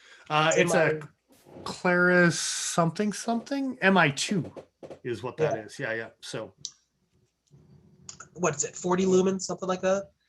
50, 42, 50, something like that on high, but it's got a runtime of a couple hours, and it's conveniently USB, and it can fit in your watch pocket, and you don't even know it's there until you need to light up a dark, whatever, crevice, crack, alley, blah, blah, blah type of thing. Backyard, stop going Halloween on us there, Joe. Yeah. The number of times that I will look on the inside of something and things like that just to see stuff in better detail. Again, it's super handy. It's a matter of convenience. If you're used to not being able to do things because you can't see things or can't separate material, then it doesn't come up. But if you suddenly have that option, you might find yourself pleasantly surprised. Okay, I'm going to say this right now. Fisk put up a comment, if only I carried a device that had a flashlight or a illumination device, which is your cell phone that has a flashlight device. Try to look farther than 10 feet away. I had a guy he was in a pub pre-COVID when I played in a pool league, and we had to go to pubs every year. And he had a 30-foot ceiling, and there was a leak. It was heavy rainstorms. Alberta gets some crazy hurricane tornado action, even though we're in Canada. It's not, US tornado action. But anyway, bad hailstorm, rain was coming down. He was trying to see the leak with his phone, and he couldn't see more than 6 feet in front of him because it's got no distance rating. And I pulled out like the little AAA, like mass drop, 100 lumen, whatever. But it happens to shine for 40 or 50 feet when you turn it on, type of thing. Instantly could see exactly what he was seeing. And he's like, what, you're trying to show me up? I'm like, no, dude, for $25 you could have the same goddamn flashlight in your pocket, right? That's kind of the kicker. A lot of these things aren't terribly expensive. I was succeeding. Oh, yes, in an emergency. What's that, Paul? Just not that I was trying to show you up. I was succeeding at showing you up. It wasn't even hard. I didn't even have to try to show you up. So yes, for something headlampy distance in front of you, your cell phone is going to work just fine. But there's a lot of situations where, cat flashlight attached to his collar. You know, well, I'm pretty sure that was the headlamp that we sent you. Yeah. And it's got a good beam distance, better than your goddamn cell phone does. That's for sure. Yeah. Just on the topic of price point there for a second, is this thing not the same price as a Drifter right now? Like roughly within $5-10, isn't it? No. The original pillar is the same price as a Drifter. That is $15 American dollars, $20 American, $30 Canadian. Okay. Yeah. More. For the D2 option, for sure it is. Yeah. It's been a bit. That's all right. Yeah. Pretend like you work in a knife store.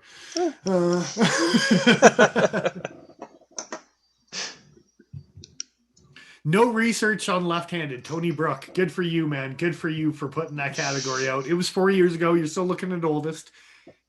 Gentleman named Tony Brook. And the reason that they didn't consider us is because they don't care. They just don't care. Nobody cares. It's 10% of the client base. Why would they give a shit about you? That's the financier's argument, right? A lot of companies do actually offer like multiple clip positions on many of their knives. Spyderco is normally really good about it. They are. And Tony Brook gets really nervous about pulling a frame lock rather than pushing it. As I feel, in brackets, maybe incorrectly, that my thumb won't move out of the way as the blade as smoothly as the righties might.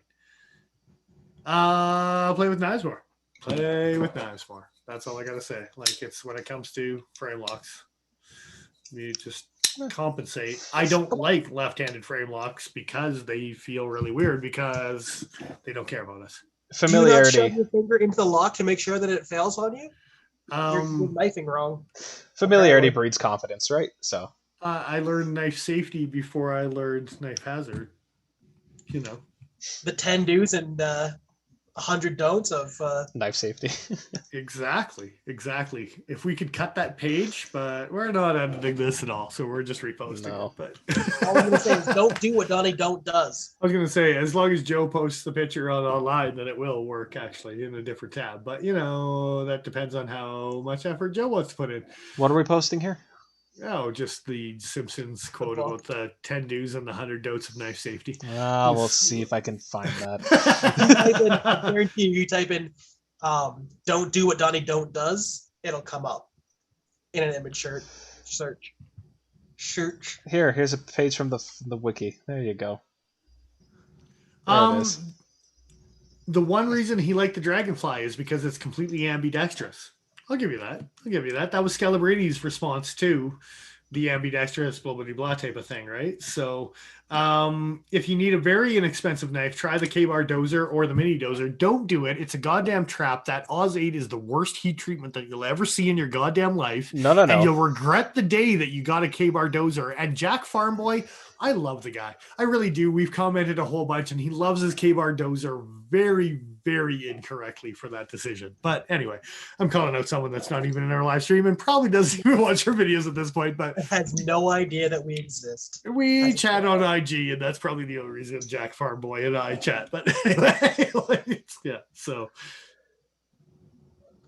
I'm trying to find this comment that we're looking at here. Hard to read.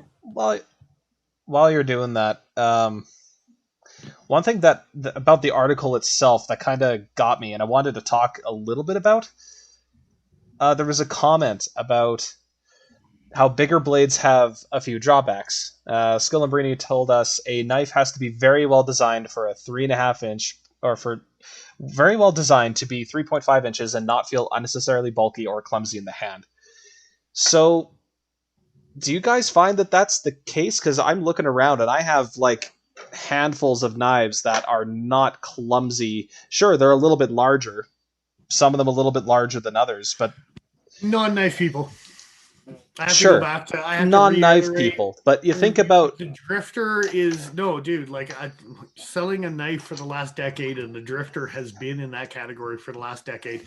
The amount of people that I've sold it to groomsmen, people that like have no idea about knives, nothing about knives. You can show that knife to anyone, and it scares 0 people. it's the vanilla The ice knives, cream of folding knives out of the CRKT's knives lineup. that you just put out into that little like fan of, how many of those are going to scare someone if they're like a little bit timid about knives, might not be concerned about it, blah, Sure, blah, blah. but specifically unnecessarily bulky or clumsy. That's the point I was trying to get at there. It's a weird distinction to make, especially when you're in a situation where a longer blade might make more sense.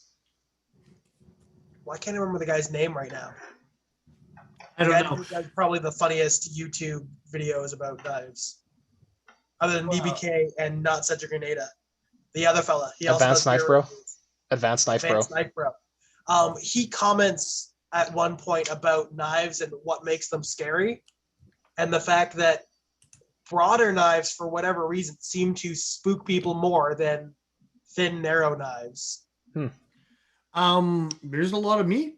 That's why. It's because it's just a bigger image, right? A skinnier knife, like even your fruit tester knife and the blah blah blah, like it's super long and skinny, but there's nothing scary about like this ridiculously, like I don't know. It's a little spooky. It's a grandpa pen knife, right? Like it's Hey man, just because it's got a fork in it. That's your quick draw Kubotan putback. Yeah. I'm just saying. It's a compliance device and it works. Oh, you will comply to the forking.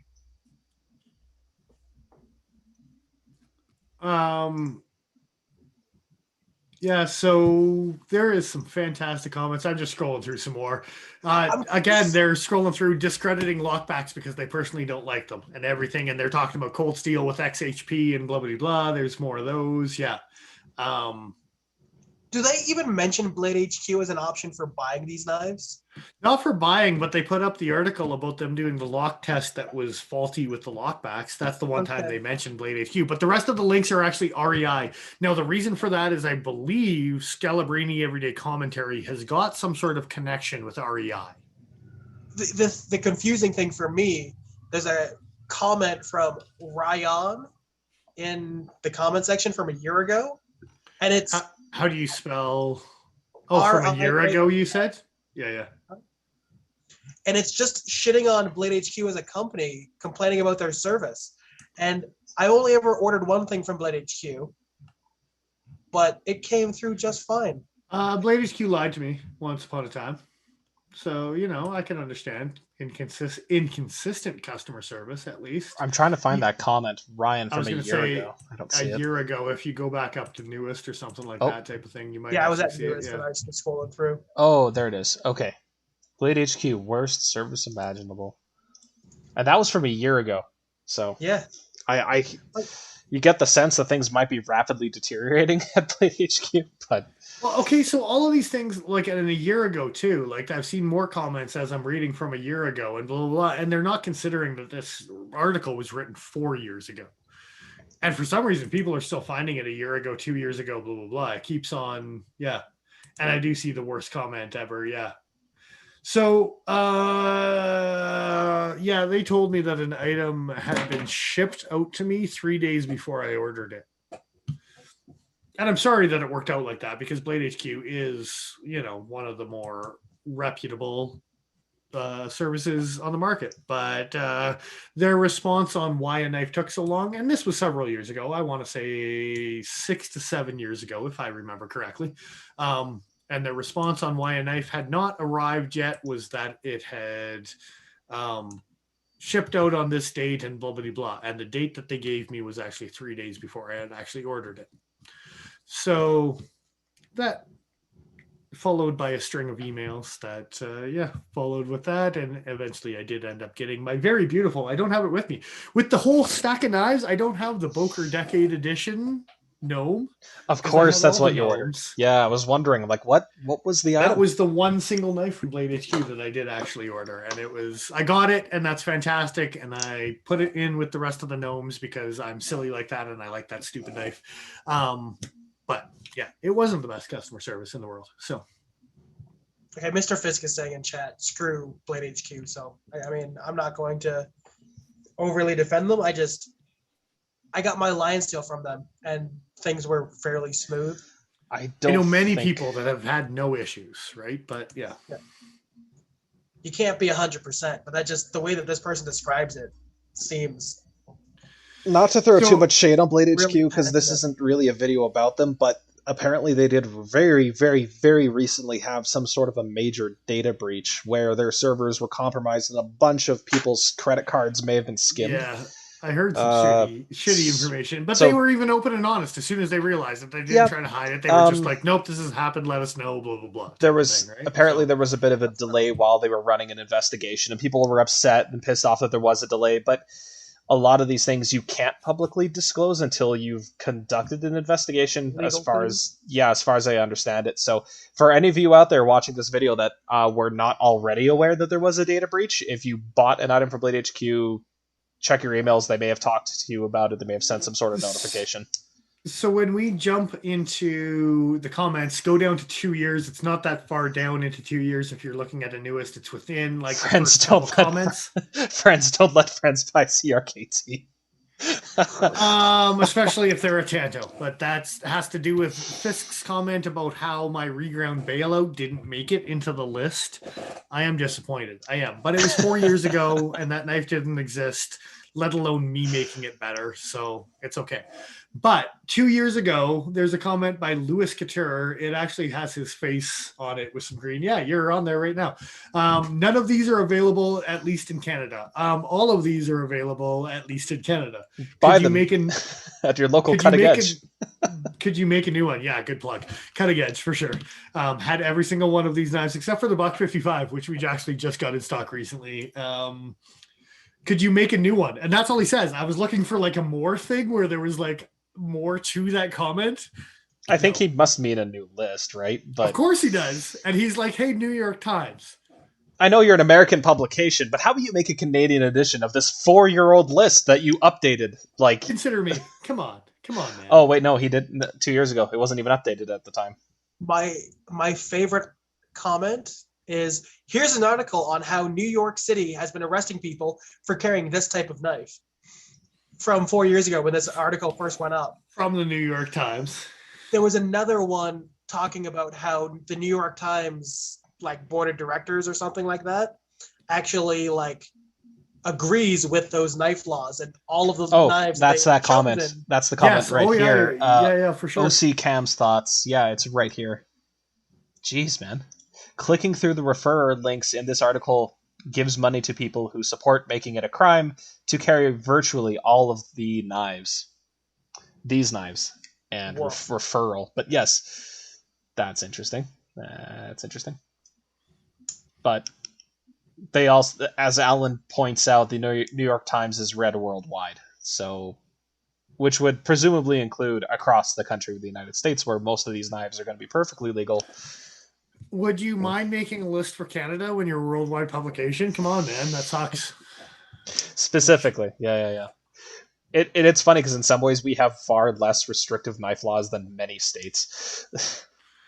And 4 years ago, there was a random comment from some random dude that says, any recommendations for a tool to adjust this knife pivot? No likes, no replies, no nothing. Just like, that's not what we're talking about here, dude. Like, let's go somewhere else for your question. Poor buddy. There's a comment in here too saying, talking about the Buck 55 and how is there an upgraded option for the steel? It being as how case is now basically relegated to display knives. Am I the? No, I know I'm not the only one because I've had this conversation with you, Joe, at the very least. I am really not impressed by cases fit and finish for the money you're paying for them. Yeah. They've gone the Gerber route. They've started to know what the Kershaws are doing. They're blah blah blah type of thing. Right? They're super hit and miss. Yeah. Historically, a lot of the old ones have been very, very cleanly made. But this is just what would you call this?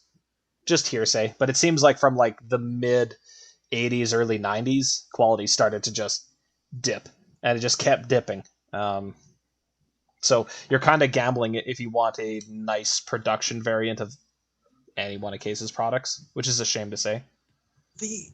All of the Rough Riders that I have, all of the traditional Rough Riders, are cheaper and have better fit and finish. Of the ones that I have, I'm not saying I can't claim for every single one out there. And honestly, Rough Rider 5 years ago didn't come into the picture. They were made like a Chinese knife was typically made, right? So Rough Rider has actually picked up their heels a little bit in the last couple of years and have come up with some stuff. They sure have. Yeah, for sure. Some very clean stuff, but it has. You, Joe. Hey, you want to trade for that fixed blade of yours? 4 years ago, there's also a comment by Spider Dice. Check out the Emerson knives with their collaboration with Kershaw. They did. They wrote them off. it was in the article. Keep up with the shit, dude. Like, it's come on. Oh, there we go. Now the search is working. Spider Dice, yeah. And Gumby Hilt, Blade HQ, refunded the shipping and got the knife the next day. The reason you got the knife the next day is because they overnight priority shipped it once they realized the mistake. They were like, oh, crap, we got to get it out. After my mistake, and they made the BS excuse about like it being shipped out surprisingly, within the same week, I got my knife. I don't agree with them lying to you about the date and stuff like that, but the fact that they were able to go get it to them. I don't care how you do it, just overnight it to them is... If you're going to screw up, you should at least back it up. Makes sense. Yeah. And why skip the classics like the Kershaw Clash? The Clash is a classic? I was going to say 4 years ago. That's a comment. I'm just throwing it out there to keep this train rolling because it's 9:00 here, boys. So we're almost pushing a 2-hour stream. This is weird. It's not turning up when I search it, but oh no, it's like I said, it's 4 years ago. It's a simple comment. That's all. Like it was just one of those. Yeah. Why skip the classics like the Kershaw class and the steel wheel cut jack? Sorry, I should elaborate. And the steel wheel cut jack, D2 tool steel, FRN handles, stainless steel liner lock, really decent flipper. There's the problem. It's a flipper. Yeah. And he's actually responding to why skip those classics like a Bird Knife Raven or a Spyderco Tenacious. Again, classics? Tenacious? Like classic? At this point... Am I just old enough that the Tenacious is actually a classic and I'm not willing to admit it? I think so. I think when did the Tenacious come out? That was like... Am I right in guessing like 2012? I don't know. It was so long ago. I can't remember that. It was in a long, long time ago. Yeah. Apparently, because I'm old and don't remember. At what point does something become a classic? Like, does it have to be around for like 30 years, 50 years? Okay, so how long? Like some of the Spydercos, the C10s, the C11s, like the classic, the Enduras, the 80s, the classics. Yeah. Griptilian, you might be able to put into a classic category, but they started in early 2000s. And I guess it depends on when you got into this to be like when the classics actually start as a classic. Well, right? and I have memories of like when I first started getting into knives and buying them somewhat regularly. The Tenacious was one of the first ones where if you go online and you ask about a recommendation or you look for other people's asks for recommendations, Tenacious would come up. It almost guaranteed every thread asking about it online would, sure, Tenacious is one of the top suggestions. I don't know if that makes it a classic. It's just, it's well regarded, sure. We're not talking about those kind of Rough Riders, Dick, just for the record. And that's a different thing that you find in the washroom of a bar. And also the cut jack, it's ergonomically okay. Detent is inconsistent. And it was kind of like a gateway drug for D2. Yeah. For the cut jack. And it was kind of like what opened the door for all of these knives to just be able to sell was the cut jack. And that was why this comment is 4 years ago, is because that was really one of the only knives that was coming on the scene as being this. And there's so many better options in D2 these days, but at the time it was kind of like what the Tenacious was at the time. Like, this is a really good option for that money. So, what were you going to say, Paul? I was going to say that Ben in chat is talking about Pearl Jam being classic rock now, and I was going to make the joke about Nirvana. So, Stone Temple Pilots, you can go in a couple different breaks. So, on the note of classics, like a definition for classic could be judged over a period of time to be of the highest quality and outstanding of its kind. So even that is terribly non-specific. But by that logic, sure, you might be able to consider. That doesn't give me a time frame as far as antiques and classics. And I mean, if you're putting Pearl Jam and Nirvana and whoever into the classics, then I'm pretty sure you need to put Hootie and the Blowfish in that, and that's a terrible thing, my friend. Is Tool a classic rock band? They're 80s, so damn straight they are. 9 Inch Nails is a classic rock band from 80s, if that's how far back we're going, right? Well, and you I usually have to go an hour into it, but I got to jump out for a washroom break, boys. So that's fair. 2 seconds. All right. That's all right. We can talk about this behind his back. Just a comment that I'm seeing here about a person liking trappers and stockmans as far as traditional patterns go. Right. Having multiple blades allows you to have one for utility, one for hunting, and one for food. Sure, except all those blades rub up against each other. So if you're worried about keeping things separated, it's, that was exactly going to be my point. Yeah. Because what you want is you want to cut the butthole out of a deer with your knife and then go home and eat your steak dinner. See, that's definitely 2 things you want side by side. That's why you want a Rough Rider that has the blades completely separated from each other. It makes the whole thing so unnecessarily thick and beefy. It's just ridiculous. It's a beefy boy, okay? Jesus, this thing is monstrous. And even looking at the inside here, let me pop these blades open just while we're killing time here. Like,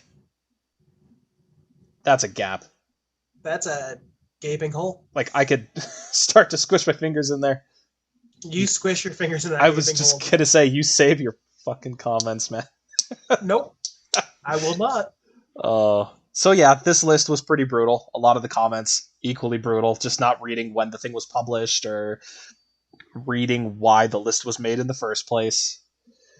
But at the end of the day, pretty much everything they listed on their list, those are knives I would consider happily showing to non-knife people that need a decent knife if they walked into the shop. So even after all the bitching about how they went about doing it, a lot of their recommendations weren't the worst.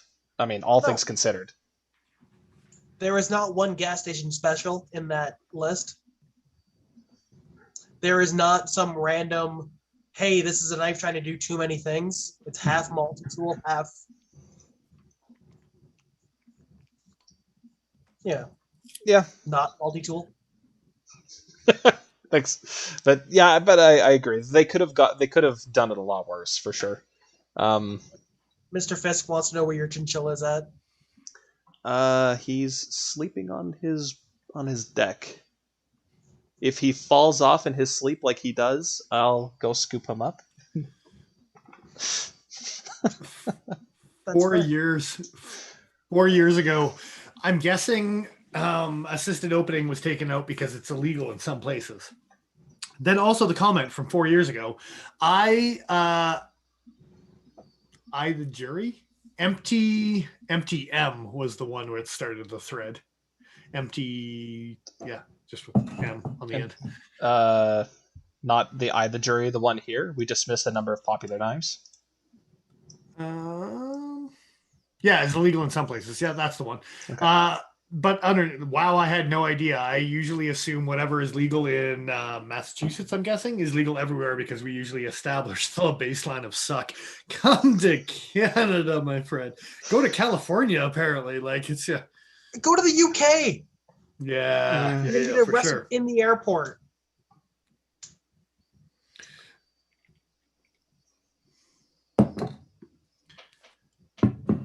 In the airport. Anyway, I'm looking at. Are we done with comments? There's so many. Pretty well.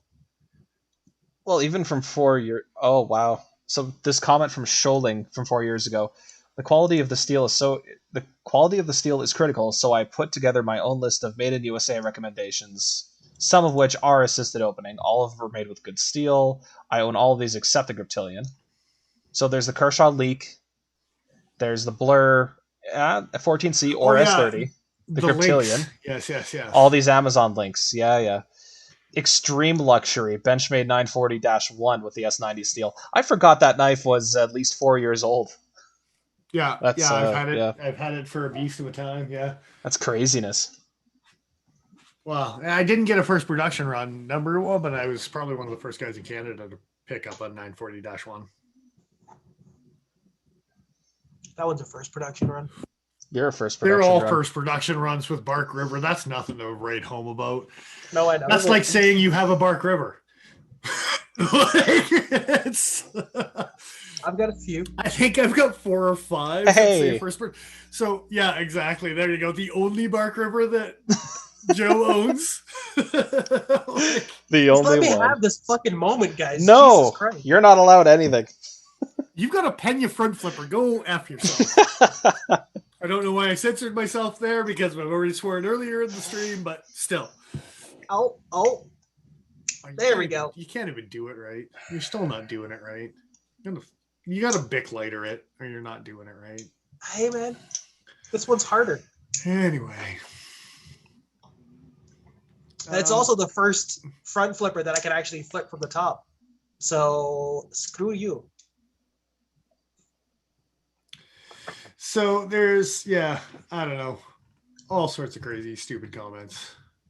Yeah, but I guess it goes to show too that a lot of this stuff is so heavily based on opinion, which in real life actually makes it difficult to recommend to people like what they should get for their first knife or like that's even their criteria. We don't like flippers. We don't like lockbacks. We don't like access locks. The liner locks or the frame locks are what we like type of like. So there's so many things about this article that is like, nope, this is where we're going to stand. And we're like the moderators said, you're welcome to your opinions and we appreciate your input and blah, blah, blah type of thing. Right. But yeah. And I think I was going to go ahead, Joe. Sorry. Oh, it's fine. I was just going to say the, as far as how maybe I would have attacked the article if this were my job, maybe come up with a list of features of criteria that you think are really valuable in a folding knife, but then give different options based on those criteria rather than trying to narrow it down to just 1 or 2 specific products. And I get that they gave affiliate links, so they were trying to make money off of the article. I get it.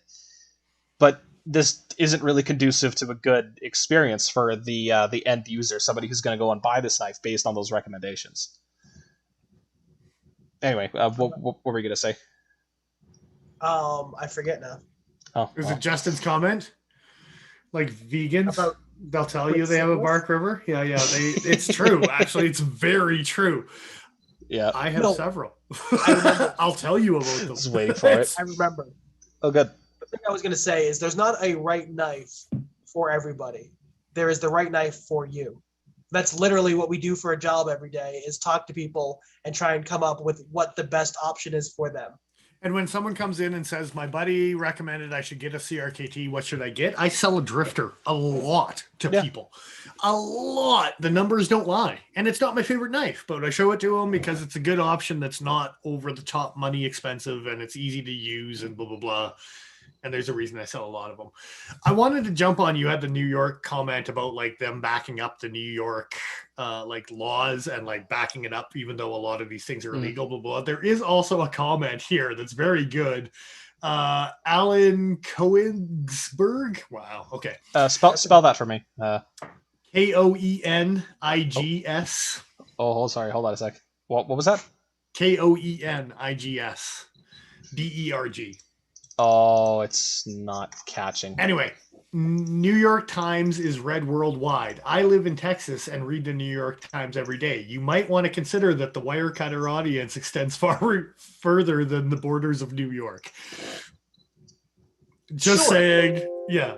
And like all the comments about the New York laws, and there's many in the 4 years of comments if you deep dive into it, right?